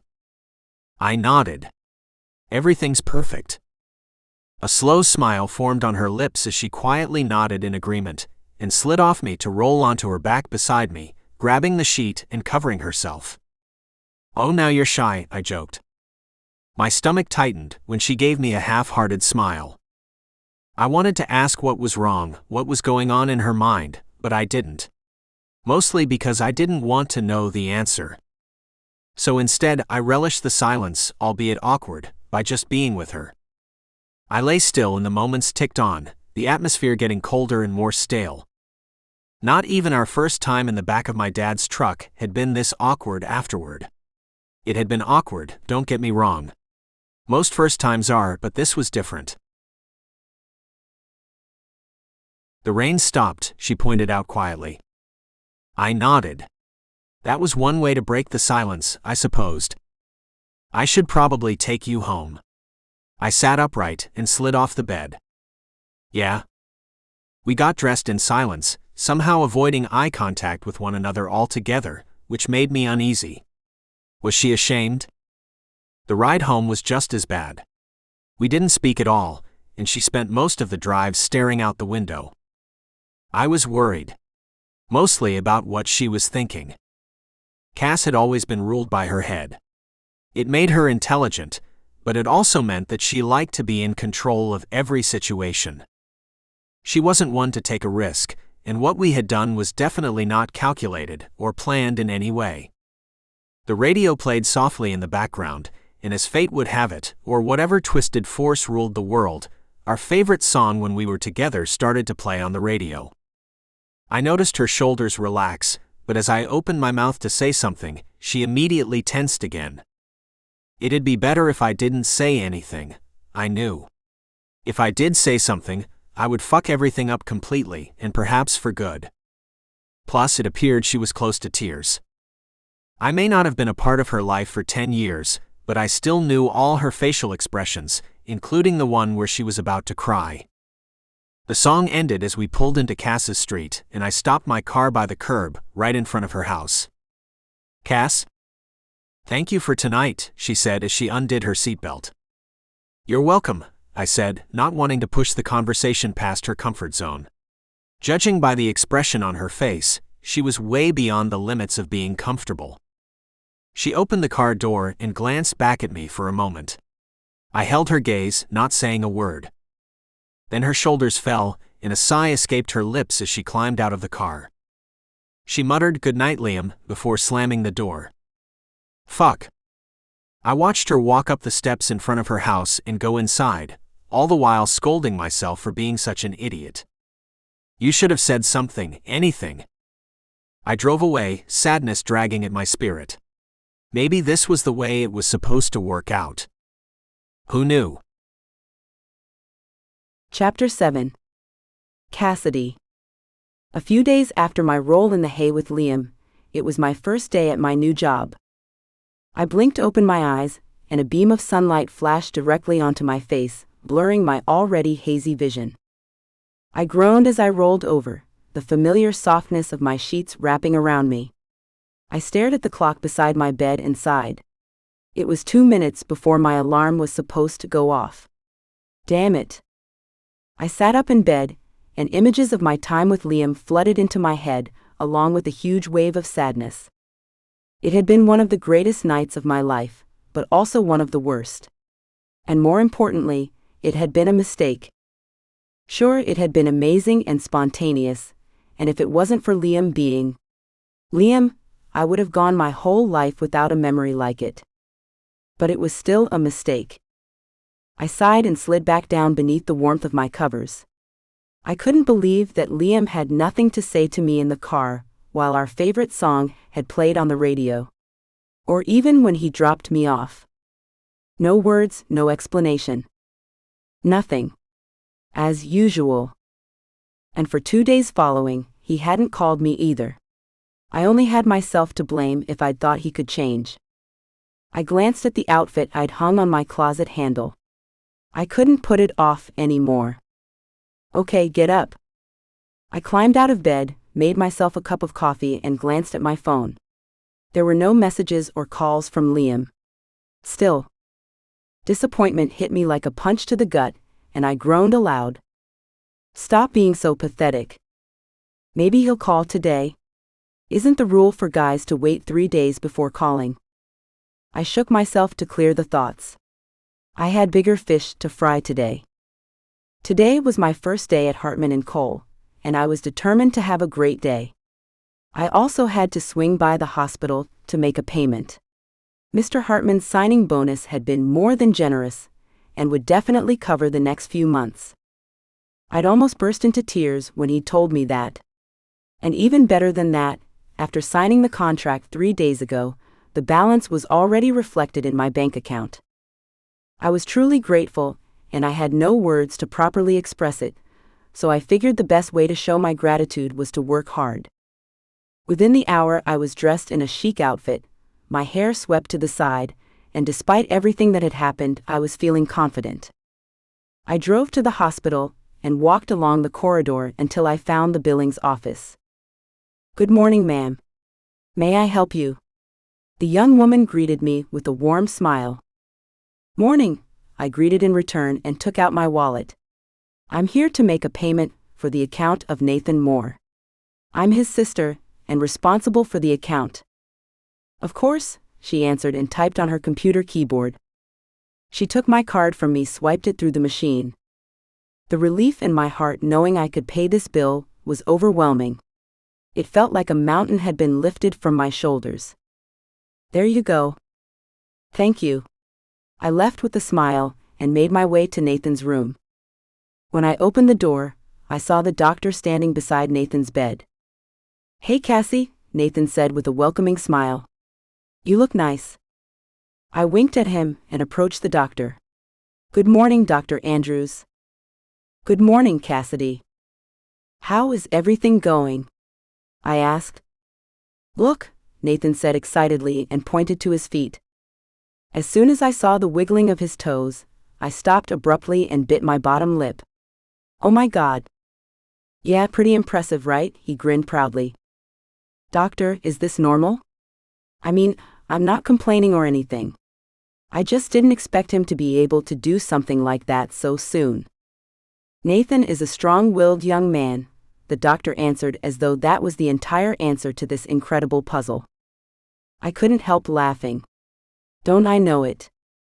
Usually, with injuries as extensive as Nathan's, the prognosis is not very good, but he's exceeded our wildest expectations. The way things are currently progressing, and with the determination he has to get better, there may not be a need for another surgery. My eyebrows shot up. I could breathe again. I glanced at Nathan, who was still proudly wiggling his toes. A relieved tear ran down my cheek, but I quickly wiped it away. I didn't want to ruin my makeup before I even got to work. That's the best news I've heard all month. Apart from you getting a job at a law firm, sis, Nathan pointed out. Dr. Andrews glanced at me and smiled. Congratulations, Cassidy. Thanks. Speaking of which, I have to get going or I'll be late my first day.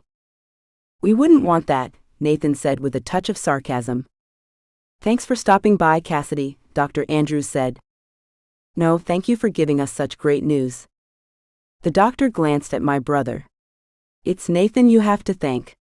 He's the champion here. He is, isn't he? I glanced at my little brother and struggled against the tears once again.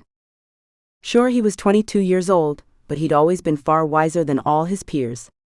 Nathan was the one who'd helped me move on with my life after Liam. So, he wouldn't be too impressed with me if he knew what Liam and I did last night. My skin still tingled where Liam had touched me, and oddly, I had to stop myself from grinning like a stupid teenager whenever I thought about it. No. I couldn't let my brother know. He'd be furious. Nathan knew how much Liam's departure had affected me. He'd heard me crying in my room for too many nights to count. He knew how long it had taken me to get over everything that had happened, which was why I knew he'd want me to stay as far away from Liam Ross as humanly possible. But I couldn't. Cassie? Nathan's voice snapped me back to the present. Back to his hospital room, with Dr. Andrews staring at me strangely. Oh, sorry. Zoned out there for a minute. I'll be back later, and I'll tell you all about my day, okay? Okay. Can you bring some pizza or Thai food? Nathan asked. I glanced at Dr. Andrews, who held his hands up in defeat. It's fine by me. Great, Nathan smiled happily and glanced expectantly at me. If my miracle brother wanted pizza, he could have pizza. Whatever you want, I said to him. I'll see you later. I left the hospital feeling lighter than I had in a very long time. Nathan's bills were current, he was getting better, and most probably wouldn't require any more surgery. And on top of that, I had an amazing new job with an incredible salary. Everything was falling into place. The only piece of my new puzzle that I wasn't so sure about was Liam. But where did that leave us? A better question would be, did I have the fortitude to allow him back into my life after everything? Was last night all it took for me to go back on all the promises I'd made myself? What if he left me again? I'd barely survived the first time, so I sure as hell wouldn't survive a second. Did he even want to be a part of my life again? So many questions and so few answers. Somehow Liam had weaseled his way back into my life, and into my pants as well. As I climbed into my car and put my seatbelt on, my breath caught in my throat. I could still feel the pressure of his hands against my breasts as he thrust himself inside me, over and over. Damn, that was hot. Shivers ran down my spine, and I glanced at myself in the mirror with a look of disapproval. No, Cassidy. Stop it. I had to focus. I couldn't be thinking pornographic thoughts on my first day of work. Especially not about Liam at his best friend's firm. That would be unprofessional, not to mention inappropriate. Not that anyone would know. I sighed as I started the car. This was already getting too complicated. The drive from the hospital to the office was brief, and I kept the window open for some fresh air to clear my head. At my new work, everyone was surprisingly friendly and helpful as I found my feet. Mr. Hartman, or Eric as I was told call him, was really nice, and he briefed me about many of their important cases at the moment. It was a lot to remember, but I didn't mind.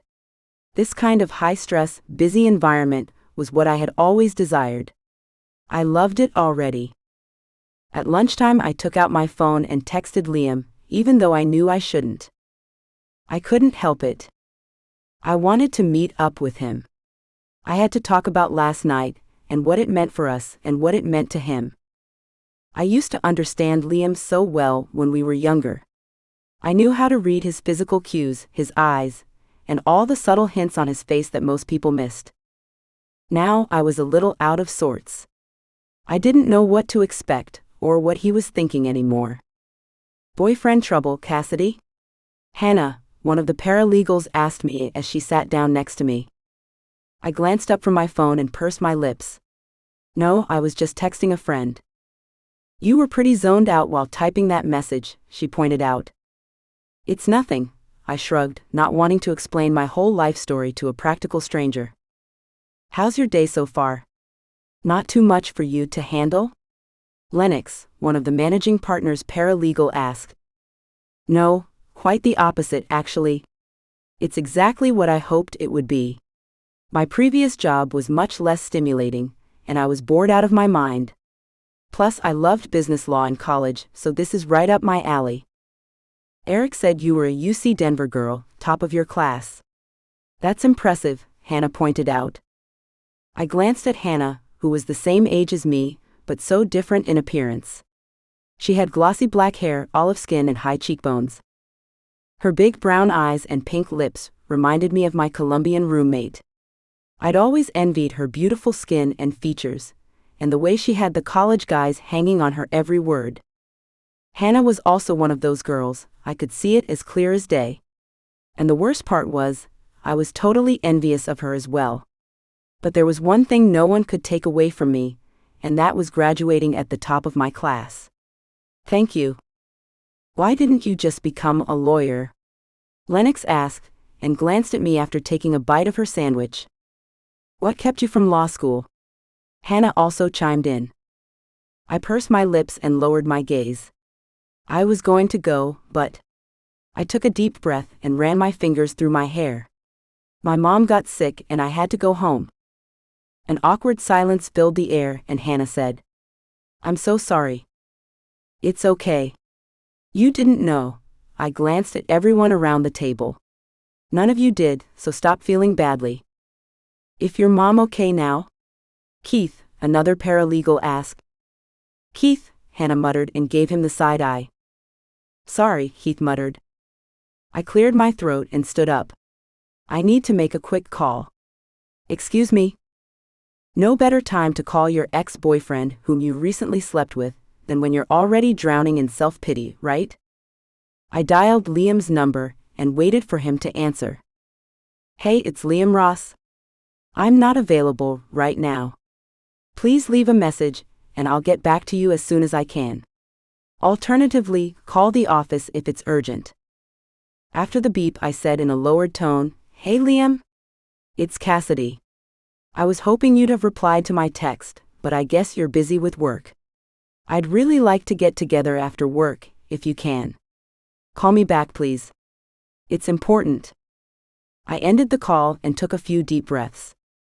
Stop being such a girl.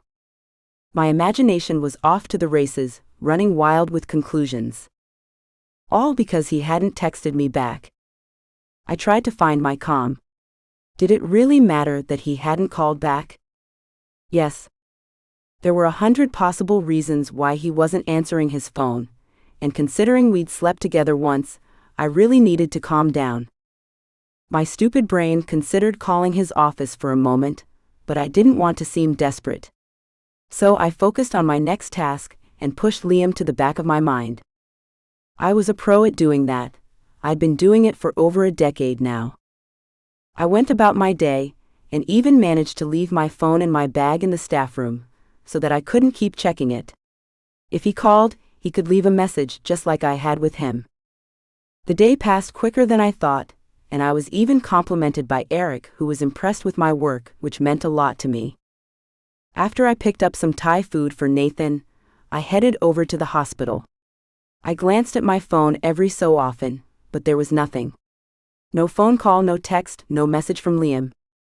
It was after 6 when I stepped into Nathan's room, and my baby brother was looking very cheerful.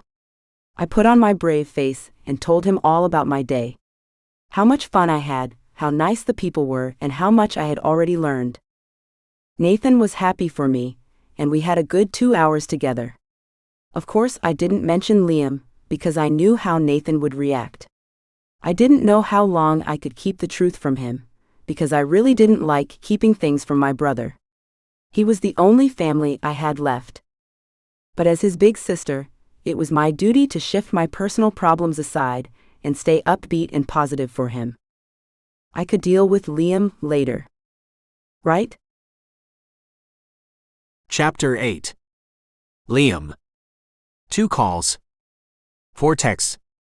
And all without a single reply from me. That was what I had to deal with when I glanced at my phone, the moment I stepped out of the courthouse. As if I didn't have enough to deal with today. It had been a long day, and I was exhausted. Seeing my ex-assistant Katie and her smug-as-shit lawyer from across the courtroom made me promise myself that I'd never hire a female assistant again. And by the end of the day, I was wondering why I'd want anything to do with a woman again. So, seeing all of Cass's texts and messages made me uneasy. I didn't want everything with her to blow up in my face too. Liam. I heard Morgan call my name and I lowered my phone. Morgan's straight posture spoke of a confidence I lacked. Katie's lawyer had been ruthless in his statement, and even though I was told not to say a single word to him during the hearing, it had been extremely hard to keep quiet against such slander. Are you okay? Morgan asked. It was pretty brutal in there. Yeah, I'm fine. Morgan Cole had been my lawyer for a long time now. I was introduced to him via Eric. Morgan and Eric were partners in their law firm, and Eric had suggested I hire Morgan to represent me. I understood, as Eric and I were friends, and we didn't want a conflict of interest on our hands. Morgan was a great attorney, and although I was taking a battering at the moment, I had great hopes that we would come out on top, with my integrity and reputation intact. Listen, Liam. I know you're frustrated right now, and I can understand that, but the trial may go on for 3 days, so you have to hold out for a little longer. I know. And you can't see her until all of this is over. You know that too, Morgan warned. I know. Even if it means losing the only woman I ever wanted. If Katie's lawyer finds out about this. I know. What the fuck else did he want from me? I glanced back to my phone and tried to calm down. I'd told Morgan about what happened with Cassidy, obviously not in too much detail, but I had to tell him. I didn't want him to get any surprises from the opposite counsel because I'd withheld information. He needed to know everything, which was why he advised me to stay away from Cass until everything was over. For her own safety and mine. Why was a hell of a lot harder than I thought it was going to be. Katie's lawyer didn't need any more ammunition against me than he already allegedly had. Not only was my reputation on the line, but my credibility and my career as well. I could lose my job if I was found guilty, which I wasn't, but no one would care about my side of the story once the judge had decided for me. Few other companies in the city would hire me with a record like that. I'd spent the last few months thinking over every little detail of the case. I tried to think back to any moment I'd spent with Katie, all our interactions, trying to figure out if there was something, anything, that I'd done that would make me guilty. I knew guys that took advantage of women, bad guys. But that just wasn't me. You could call me a workaholic, lazy around the house and emotionally cold. But not this. I respected the women I worked with, and would never put any of them in a situation where they felt uncomfortable or disrespected. But my word wasn't enough, clearly. It didn't matter if I was a respected expert in my field, who'd never taken a wrong step. People tended to forget about all the good things you've done in your life, and they loved gossip. Still, I wasn't going to let her win. I couldn't. I understood why Morgan advised me to keep my distance from Cass. After all, she was an employee at Morgan and Eric's firm. The firm that represented me. Hadn't thought that one through when I'd gotten her the job. I also didn't want Katie's lawyer to see us together and find out that we were. My thoughts stopped abruptly. What were we exactly? We'd slept together last night, but that was really all there was. And as much as I wanted to think that we had a future together, I also had to accept that it might not happen. It had been a spur-of-the-moment passion for us both. And it had left us with unexplained feelings and unanswered questions, all of which could not be ignored if there was any hope of us reconciling. Maybe I should explain to her that we needed to put our relationship on hold for a while. But there were issues with that. She'd think I only wanted to be with her on my terms, and that wasn't going to sit well with her. I couldn't afford to hurt her again, but I also couldn't provide her with a future if I didn't have one to offer. There was nothing else I could do. Not until the trial was over. I went home, exhausted and frustrated. I heard my phone buzz a few times and groaned aloud. It was probably Cass, but I didn't have the strength to talk to her at that moment. I ran my hands over my face as I collapsed into my recliner. I wanted to talk to her, but I knew that I'd be curt with her, and she didn't deserve that. My house was dark, as it always was. I dropped my keys down on the lamp table beside me, along with my phone and wallet. I need to get out of these clothes. I forced my tired body to stand and walked to my bedroom. I slipped off my jacket and my tie, draping them over the backrest of the couch as I moved past. Running my fingers through my hair, I let out a miserable sigh as my phone buzzed again. She didn't let up, did she? Guilt tightened my gut. Instead of answering, I ignored the messages and took a shower. I closed my eyes beneath the steaming hot water and hoped my troubles would wash down the drain. When I climbed out of the shower, I slid on a pair of comfortable track pants and a t-shirt. I reheated some leftovers that were in the fridge and grabbed a beer. Fuck knew I deserved it. Actually, I deserved a whole liquor store. I sat down on the recliner and ate my dinner, catching up on the sports news of the day. I'd always been a fan of basketball and football, ever since I was a kid, watching it with my dad. Father-son bonding times happened on our old black couch in the living room. I missed the old man. Maybe I should call him tonight. I needed a bit of guidance, fatherly advice. I finished my beer and my dinner, then grabbed my phone. When I sat back down on the couch, I dialed my father's number. "Hey son," my dad's voice sounded over the phone. "Hey Dad. How are things going?" "Good, buddy. Your mom's planning a trip down to Denver at Christmas if that's okay," my dad said. "Of course, Dad. That'll be nice. It feels like forever since you guys came to visit." "It's not like we get invited or anything," my father joked. "You know you and Mom are always welcome."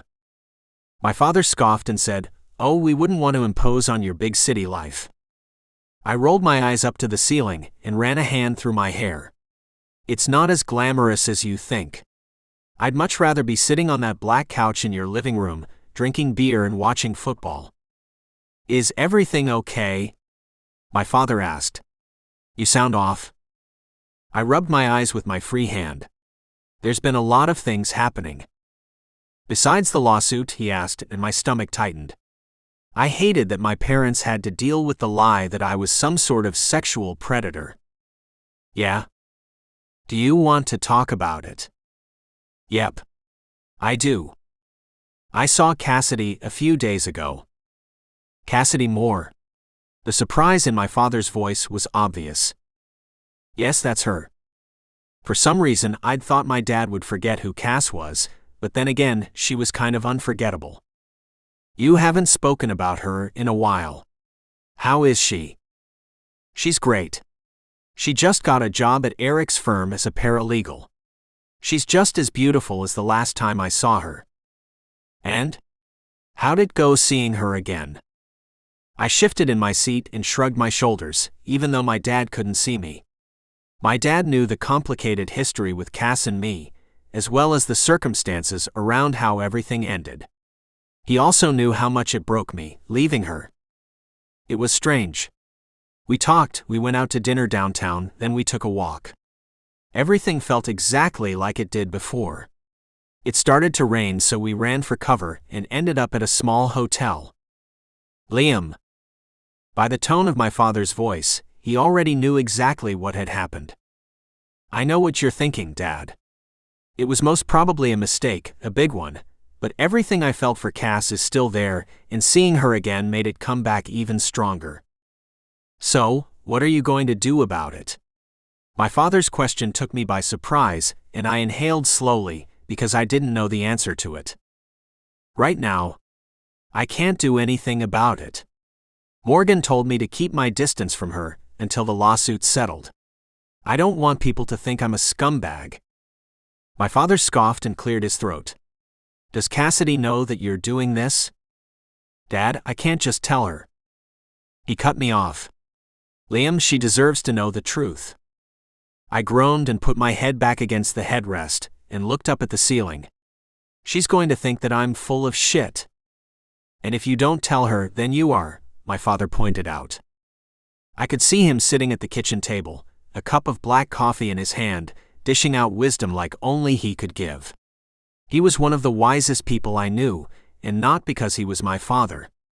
Even though he'd never tell me outright to do something, he'd always gently guide me into finding the right path. I gathered the courage to admit what I was really worried about. Either way, I'm screwed. "Do you love her?" I froze. Did I? A lot of time had passed between us, but... Yeah, I do. Does she know that? I paused for a moment too long. I'd always thought she knew how I felt, but from her reactions yesterday, I realized that was not the case. "You should tell her, Liam. And if she still loves you, it won't matter if you're going through a tough time, have a lawsuit against you, or anything like that. That's the best thing about love. It's not conditional of circumstances. I closed my eyes. Thanks, Dad. You're welcome, buddy. Tell Mom I send my love. Of course. She's at Rhonda's next door. I'll give her the message. Thanks, Dad. I can't wait to see you guys. I really miss you. We miss you too, son. Keep your head up, okay? I'll try my best, Dad. Bye. I lowered the phone as soon as I heard the call disconnect, and a wave of nostalgia crashed over me. I really missed my parents. They were only a few hundred miles away, but it sucked that I couldn't see them as often as I liked because I was so busy with work. I hated to think of them all alone in their house in Crested Butte, the same house I grew up in, the same house Cass and I spent many afternoons and nights in. At times I wondered what my life would have been like if I had stayed in there. Would Cass and I have gotten married, had a family? Would we have still lived there, or would we have settled somewhere else? Would we have split anyway since our dreams were too far apart? A sudden banging on my front door sent me back to reality. I jumped up from the couch and walked to the front door. I opened it slowly, not sure what to expect on the other side of the door. Cass? How'd you find me? You're listed. Cass stood in front of me, her blue eyes wild and angry. I immediately stepped to the side, allowing her to enter, but she just stood there, her breathing a little strained. Do you want to come in? She pushed past me and I closed the door. This was going to be interesting. I followed her to the living room and she whirled around. What the hell is going on with you, Liam? What do you mean? I asked. You know exactly what I mean, you asshole. You practically begged me to give you a second chance, and stupidly I did. We have a great night, you fuck me at the hotel, then ignore my calls and messages all day. Do you know how fucked up that is? She was panting for breath, and if she'd been a cartoon, smoke would have been billowing out of her ears. Wait, Cass, I said, holding my hands up in defense. If you let me explain. Was last night a mistake? She exclaimed. It's not like that, I muttered as I stepped away from her. Then what is it like, Liam? She asked, but I still couldn't look at her. I spent the entire day trying to call you. I messaged you that I wanted to talk and that it was urgent, yet you still ignored me. Cass? Do I mean so little to you that you think you can just use me like that? Don't put it like that. Cass, I didn't use you. It sure as hell feels like it. If it was such a big mistake, why didn't you just say so yesterday? Why didn't you stop before things went as far as they did? She asked. The room went quiet, and I slowly turned to her. You mean a lot more to me than you think you do, Cass. The fight seemed to go out of her as her shoulders slumped. Then why the silence? I had to lie to my brother as to why I was constantly checking my phone, she told me. I don't lie to my brother, Liam. I know. Then what the fuck? She repeated in frustration. I thought about you every single moment of the day. It was the truth. Cass raised an apprehensive eyebrow at me and crossed her arms. Oh, really? I was going to have to come clean, and that meant spilling the truth about everything. Chapter 9. Cassidy. I was so angry I was digging my nails into the soft flesh of my palms.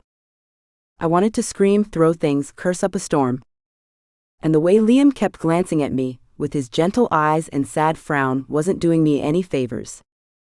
Focus, Cassidy. Yes, really, he said with a nod. I was in court all day today. Guilt instantly sliced through my belly. Here I was, throwing a tantrum because he wasn't calling me back when he literally couldn't. Shame on me. Liam, I'm so sorry, I stuttered. I didn't know. How'd it go? It was only the first day, but it got pretty rough. It's shit when people try to dig up every shred of dirt they can on you, trying their hardest to discredit me and ruin my reputation. I'm so sorry, I whispered. I wanted to cry. After such a whirlwind day, focused solely on my feelings, I'd believed all the bullshit my paranoid brain had thrown at me. That's why I didn't call you back. I had to focus my energy on the case, saying the right things, behaving the right way. Today was one of the worst days of my life, if I'm honest.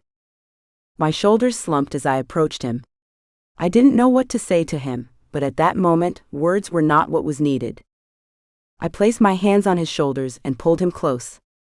It took a few seconds for him to hug me back, but as he lowered his hand onto my shoulder, I could feel the pain he was in. I knew how that felt, to be defeated. Bereft. I'd experienced it myself more than once.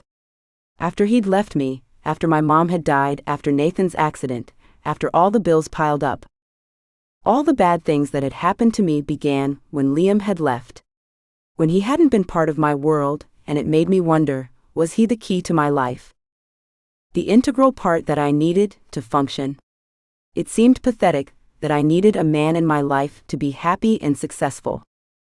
I would never admit that thought to anyone, especially not to him, but maybe it was partly true. I didn't know. What I did know was that I needed him, more than I'd ever admitted to myself, but there was a part still holding me back. The uncertainty of what had made him leave so suddenly 10 years ago. I still didn't know why things had gone down that way. Hopefully he'd clear it all up, and soon. His fingers raked softly and slowly through my hair, sending waves of desire flowing through me, one after the other. Goosebumps covered every inch of my body, and his muscles relaxed beneath my hands. This was what I could be for him, and him for me.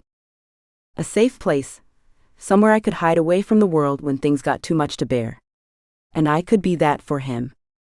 We used to be that for each other. I would seek refuge at his house when my mother's stupid boyfriend would visit. Luckily, he was only a part of our lives for 3 years before he left. I wasn't trying to kill the mood by thinking about the past, but after the day I'd had, I was struggling to keep my mind on the right track. So I was grateful when Liam's hand slipped under my shirt, and all the thoughts fell away. I glanced up at him and met his gaze. I didn't want to hold back any longer. I kissed him with all the longing in my soul. There was no more anger inside me, or resentment. Only an uprising of old feelings, and there were a lot of them. Tears welled in my eyes and my chest tightened. It wasn't surprising why I had bottled them up over the years. They were intense. As Liam kissed me, I began to tug at his shirt. I wanted to feel his skin beneath my hands. I brought my hands up and caressed his sweaty skin, running a hand through his hair. This was just like our first time, in the back of Liam's dad's truck.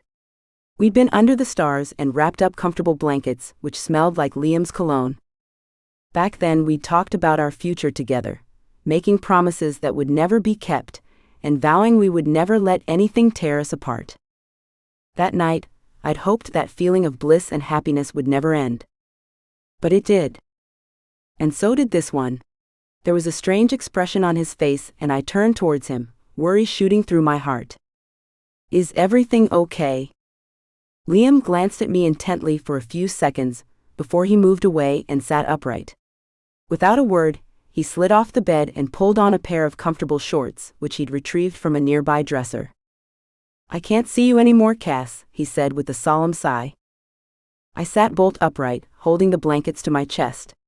"What?" He had to be joking. "I can't see until everything blows over with this lawsuit," he replied as he turned to me. I swallowed hard, my heart pounding in my chest like a bongo drum. I could barely think straight. I forced myself to think, to be smart about this. "Did your lawyer advise you to do that?" I asked. He nodded. "Yes, and I think he's right. I can't have anything complicating this case. Especially with you working there as well." Oh. I hadn't realized my new employers would be Liam's lawyers, but it kinda made sense now that I thought about it. Okay, I get it. I suppose. Well, I was struggling too, actually. I get that you're concerned that if people see us together, they'll think we're discussing the case.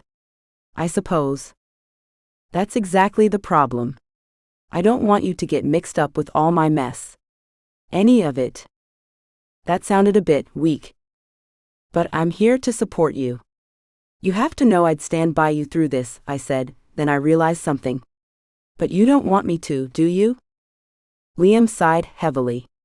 I just don't want to get hurt in the process, Cass. Why would I get hurt? I asked as I slowly stood from the bed, wrapped in a sheet. Liam put his hands on his hips, but didn't say a word. My jaw dropped as my brain registered the only conclusion I could come up with. He was guilty. You did it, didn't you? Did what? I bit my lip, almost too afraid to say the words out loud. You harassed her, didn't you? I'd never thought Liam was capable of that, but then again, I didn't know him anymore.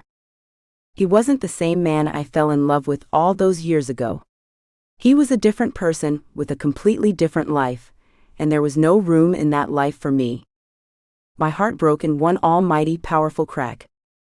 Tears welled and fell down my cheeks, and I swiped angrily at them with my hands. Liam was staring at me with wide eyes and eyebrows that had climbed high on his forehead. You honestly think I would do that? You should know me better than that. I took a few steps towards him, not sure what to believe anymore. I thought I did. I thought I knew you, but the 18-year-old version of you, the one I loved, is still that same person who hurt me. The one who left me, without telling me why. Even now, 10 years later, you still can't tell me. I loved you with everything inside me, and I believed you loved me the same way, but you can't even spare me the decency of telling me what happened. Why did you leave me, Liam? I had waited over 10 years to say this to him, but his expression was more underwhelming than I thought it would be. He lowered his gaze, which lowered my chances of getting an answer, and I reached down where my clothes lay in a pile. I'm sick of this, Liam, I said and started to get dressed. Don't I deserve to hear the truth? Of course you do. I just can't tell you. You can't or you won't? I asked and pulled my pants up. Fucking asshole. What did it matter now? 10 years on and he still had no accountability. No courage to admit that he did the wrong thing. What a coward. It's not that simple, Cass, he continued to argue with me. Nothing is ever simple with you, is it? I muttered as I slipped my t-shirt over my head. I can't. Why not? I insisted. He began to turn away, and I yelled at him. I was sick of all this lying. Liam, just tell me. No matter what it is. Just tell me. He whirled around, his eyes blazing with anger. Because your mom told me to leave. I froze, my vision blurred by impending tears which rushed to the surface faster than I could stop them. Don't you dare pin this on her. She was dead. Couldn't he just leave her in peace? It's the truth, Cass. That was why I didn't want to tell you. I didn't want you to hate her after she died, he explained. Could it be possible? Would my mom have really sent him away? What did she say to you? I asked quietly. She told me that she wanted you to have everything you deserved in life, and that I was going to hold you back. Not literally, but because you loved me so much, and you were willing to give everything up for me. She wanted you to fulfill all your dreams, not sacrifice them for anyone. Hot tears stung the back of my throat and made my eyes water. I could hear those words in her voice now. She would have done that. It wasn't for just anyone. It was for you, I corrected, and back then I would have literally done anything for him. Given up school, relocated, had babies the moment he wanted them. Anything for Liam. He stepped closer, his voice dropping. You shouldn't do that for anyone, Cass. But I would have, I said quietly as I heard the truth in his words. And I would do it again, if I was given the chance. My life fell apart after you left. My mom watched me cry myself to sleep for months, and she didn't say anything. She wanted the best for you. I wiped away the tears, a sob rising in my throat. What a waste. All because other people had decided what was best for me. So, you think the life I led without you, the emptiness I felt every day, the rejection and the constant feeling of never being good enough was the best life for me? I yelled. Because that's bullshit, Liam. You went to UC Denver just like you wanted. You were first year class. I walked away from him and threw my hands up in the air. Yes, that was part of my plan, sure, but all I ever wanted was you, Liam. Don't you get that? I understand you wanted me to be happy and have the best possible life, but only I get to decide that. Not you or my mom. Me and only me, I said, fighting back the tears that thickened my throat. You don't understand how back it was for me after you left without telling me why. I had a constant ache in my chest. Every sad song I listened to seemed to be about loneliness and heartache, and every happy song reminded me of how we used to be and how close we once were. Cass? You know what hurt me the most, Liam? It wasn't because you left, for my benefit as it turns out. It was the trauma that followed. It was waking up and checking my phone for the messages that weren't there. It was going to sleep, wanting to hear your voice, knowing I'd never hear it again. It was like starting my life over, without any idea where to begin. That was how lost I felt. When he stood there like an idiot, I couldn't take it anymore. I was pouring my heart out and he was just standing there. I whirled around, stomped out of his bedroom and down the hallway. Cass, wait, he called out after me as I ran down the steps. You have no right to fuck with my feelings. Not again. I yelled at him. Cass, please. I didn't answer him. I couldn't. When we reached the bottom of the stairs, he grabbed my hand and spun me around. I'm sorry, Cass. Yeah, I said bitterly as I wiped the tears from my cheek. I'm sorry too. I wish I could go back to the day I met you and walk the other way. Pretend I didn't see you, because honestly it would have saved me so much hurt and pain. His face fell, hurt rippling across his eyes. You don't mean that. Like hell I do, I snapped as I broke free from his grasp and left. Tears of anger ran down my cheeks as I climbed into my car and drove away. I wasn't sure exactly where I was going, but I drove anyway. Maybe it would give me the clarity I desperately needed. Chapter 10. Liam. It was my calls that were being ignored now, and frankly, I knew I deserved it. I deserved every bit of anger and resentment Cass wanted to throw at me. I'd been wrong to assume I knew what was best for her. We all had the right to choose our own path, and only Cass could decide what that was. Unfortunately, at barely 18 years old, I hadn't given her the chance. I couldn't help but pace around the house, trying to call her every hour. She'd been avoiding me since she stormed out of my house last night.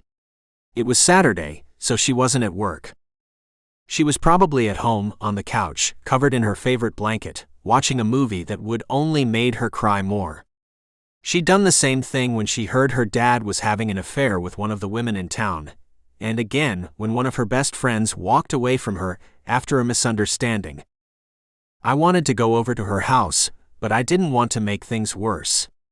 I was as clueless as ever when it came to Cass. My father had found my teenage years amusing. When I came home and told him the stories of how I'd failed with girls, saying all the wrong things, or simply not saying anything at all. With Cass it was the same way. Even though I was part of the high school football team, and started to hang out with the more popular kids, I still had a hard time talking to her at the start. But she'd made me better. That was the reason I did what I did back then. I loved her too much to stand in the way of her future, her success. I wanted her to go to school as she had dreamed of doing, to become an even more amazing woman than she already was. I still couldn't quite believe how badly I'd screwed everything up again. Even after I'd told her what she wanted to know, I'd still driven her away. I shook my head and collapsed into a chair. The way she'd stormed out of here last night meant she'd probably never speak to me again. I had to fix it. I couldn't leave it like this. I'd already wasted a decade without her. I couldn't continue on to make the same mistakes. I had to tell her everything.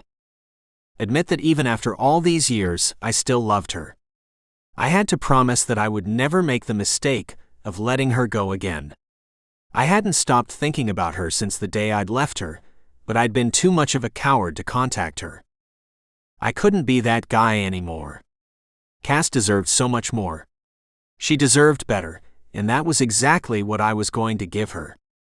I was a better man now than the scared boy who'd left the moment Cass's mom had told me to. I'd never leave her again. I grabbed my keys and jumped in the car, determined to get to Cass as fast as possible. I glanced at the digital clock on the dash, and a thought occurred to me. I wasn't going to find her at home. It was after 3. She was at the hospital visiting Nathan, her little brother. I'd kept tabs on Cass and her brother ever since I left home. My dad phoned me regularly, telling me how Cass's mom and Nathan were doing, and when Cass went to visit them, which wasn't very often. He'd called me the minute he found out that Cass's mother passed away, and when Cass returned to Crested Butte. He even spoke to Cass a few times when she decided to relocate to Denver after college. I wasn't sure whether he was solely responsible for making her decide to come to start over here, but I sure was grateful. I drove in the direction of the hospital Nathan was admitted to, and when I noticed Cass's car, I breathed a sigh of relief. I'd made the right choice. I parked my car a few spots away from hers and hurried to the entrance, not wanting to wait another minute before I saw her again. As I stepped inside, I glanced around, looking for someone to ask for directions. I approached the reception desk, and a middle-aged, red-haired woman smiled warmly at me. "Good afternoon, sir. Can I help you with something?" she asked. "I'm looking for Nathan Moore's room." "Are you a friend or a family member?" she asked. "A friend. We used to live in the same town. I know his sister Cassidy," I answered. "Can I just see some identification, sir? You're going to have to check in." "Of course," I said, and handed her my driver's license. She took one look at it, pursing her lips. "You really are from Crested Butte?" "I am." She handed my license back to me and tapped her finger on the sign-in sheet in front of me. "He's in room 215, second floor." "Thank you." I quickly filled in the sheet and signed. She smiled and pointed to her left. "The elevators are that way." "Thanks." I made my way to the elevator, as per the woman's instructions, and waited for the elevator doors to open. I stepped inside and pressed the button for the second floor. It only took a couple of seconds until I was hurrying down the hallway towards room 215. I couldn't stop the smile that spread across my face, nor the flutter of anticipation that wove through my belly. When I reached the door, I found it slightly ajar, and I heard voices coming from inside. Cassidy's. And Nathan's. I stepped back, pressing my back against the wall, and stood quietly. It wasn't my intention to eavesdrop on their conversation, but as soon as I heard my name being mentioned, I couldn't walk in there. "Liam's here in Denver," Cassidy told her brother. "Liam who broke your heart after high school?" Nathan asked. "The one and only." I sighed. Would I always be that guy? "What's he doing here? Is he stalking you or something?" "No, he lives here actually." "Did you see him?" Nathan asked, and there was a long pause. "Oh no, Cassie. Don't tell me you and Liam." "Yes, it happened okay. Twice." That's way too much information." "You asked." I couldn't stop my lips from lifting a little. Cass was nothing if not honest. And straightforward. Two of the things I loved most about her. "In all fairness, Cassie, I didn't actually ask, but that's beside the point. You saw him." "Yeah." She sighed. "But nothing about us is easy anymore. We talk, then we end up fighting all the time." "Well, considering what happened, that's only natural, in my opinion. Plus, it's been 10 years? You've both probably changed a lot." Out of the mouth of babes. Some things stay the same, however. Once a scumbag, always a scumbag. I cringed at Cass's words and rested my head against the wall. Was that really what she thought of me? "Did you know Mom told him to leave? That she wanted me to achieve everything I wanted, without being held back. By Liam, by love, by my feelings for him. She wanted me to have no regrets." "And do you have no regrets?" "Oh, I have a lot of regrets. Most of them are about not being with Liam. When I was with him, I never doubted the way he made me feel. Like I was important to him. I really haven't felt that way since he left. You were important to me, Cass. You still are. Do you still love him? Another long pause. I never stopped, really. Even though he hurt me, he says that only wanted me to be happy. I just don't understand, Nathan. He did that for me, he let me go. Even though I was miserable, and even though I hated him for it. It's such a big sacrifice to make. I don't know what to do. Nathan made a groaning noise. You two make my head spin. You always have. Cass chuckled. I think that's the whole dynamic of our relationship. It's not like any other relationship I've ever been in. We're confusing, complicated, and downright impossible, but our love was real. I just wish that I could work out a way to tell him that. That's my cue.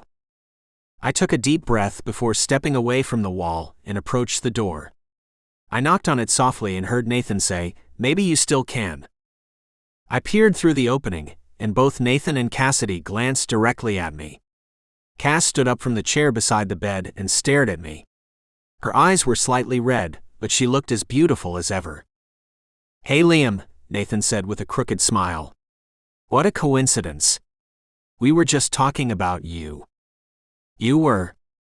I asked as I entered the room and shook Nathan's hand. "Hey buddy. How are you?" "I'm better.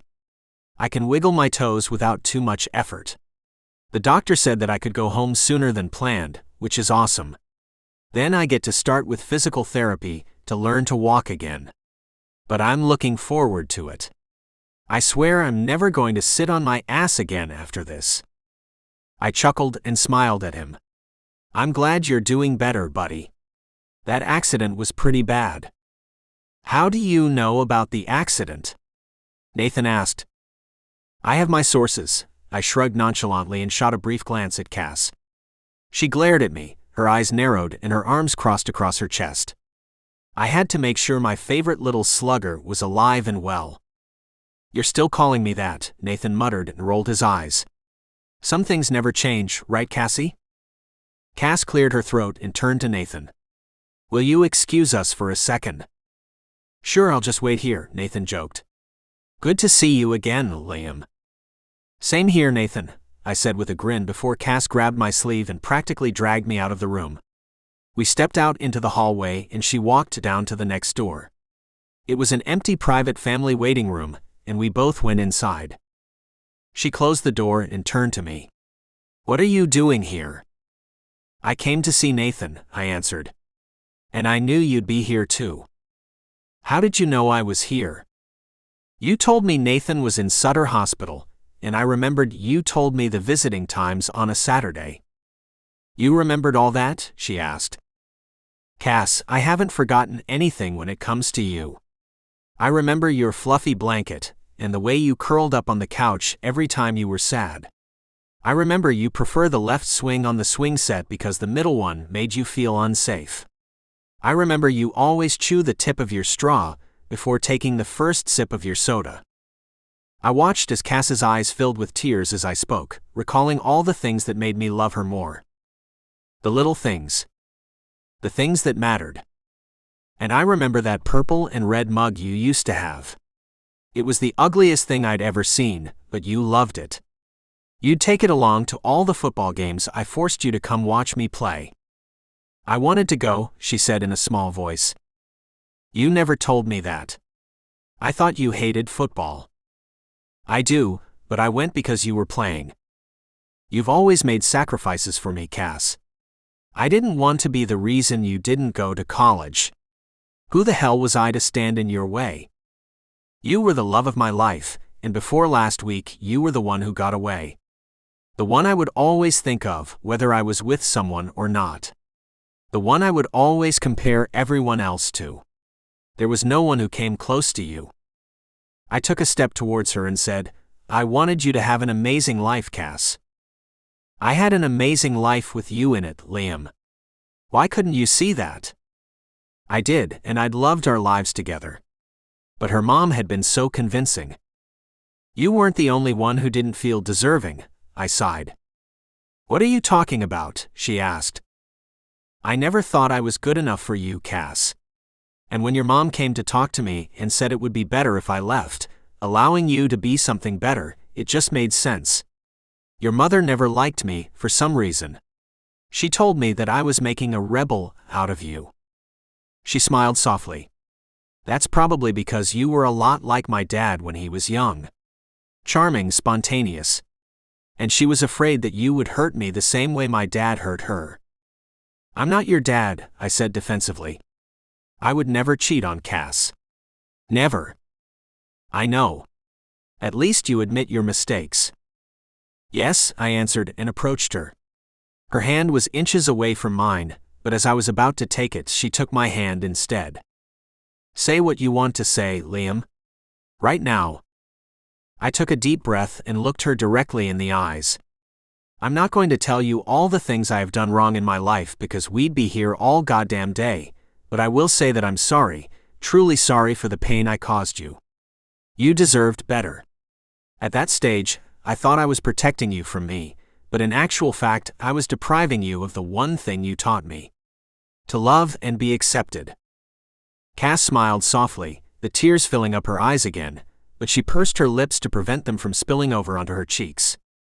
My life is complicated and stressful right now, but there is one thing I am absolutely sure of, and that is I love you, Cassidy Moore, and that is something which will never, ever change. She cocked her head and whispered, I've waited so long to hear you say that, and it was worth every single minute of waiting. I pulled her close, and our lips met in a moment that was overdue by a decade. A moment filled with so much love and understanding that it overwhelmed me. Our lips parted slowly, and Cass glanced up at me, her eyes shining with happiness. Why did you have to make me fall so hard for you? I'm so sorry, I murmured. I bet you are, she smiled and pulled a little further away. About what I said to you, Liam. I didn't mean most of it. I know you're not the kind of guy who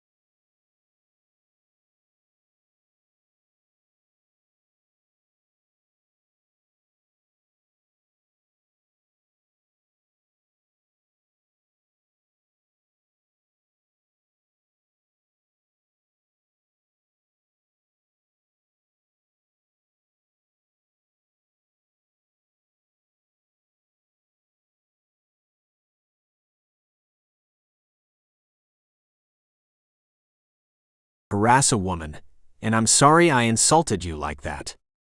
I know you'd never lie to me about something like that either. I'm sure it feels like your integrity is on the line, and this trial is going to get harder before it gets any better. We both know that, but I am here for you." I squeezed her hands. "I don't want to pull you into my complicated life." She laughed. "Our life has been complicated since the day we met, so I'm kind of used to it." She wrapped her arms around my shoulders. "We'll get through this together, I promise." I glanced down at her and said, "Thank you. And I'm sorry I pushed you away when I needed you the most. We all make mistakes, Liam. It's how we handle the repercussions of those mistakes that matter." My mouth curved into a smile, and I brushed a lock of blonde hair off her face. For years, when people asked me if I had any regrets about my past, I used to just say your name, and that you were the one who got away. Well, you never have to say that ever again. I'm yours forever.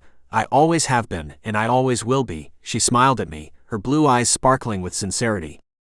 At that moment, in the private family waiting room at the hospital, with her arms wrapped around my shoulders, her eyes sparkling just like the first day I met her, I was home. Right then I realized that home wasn't a place, it was where my heart felt the safest. Mine was with her. Always. The end.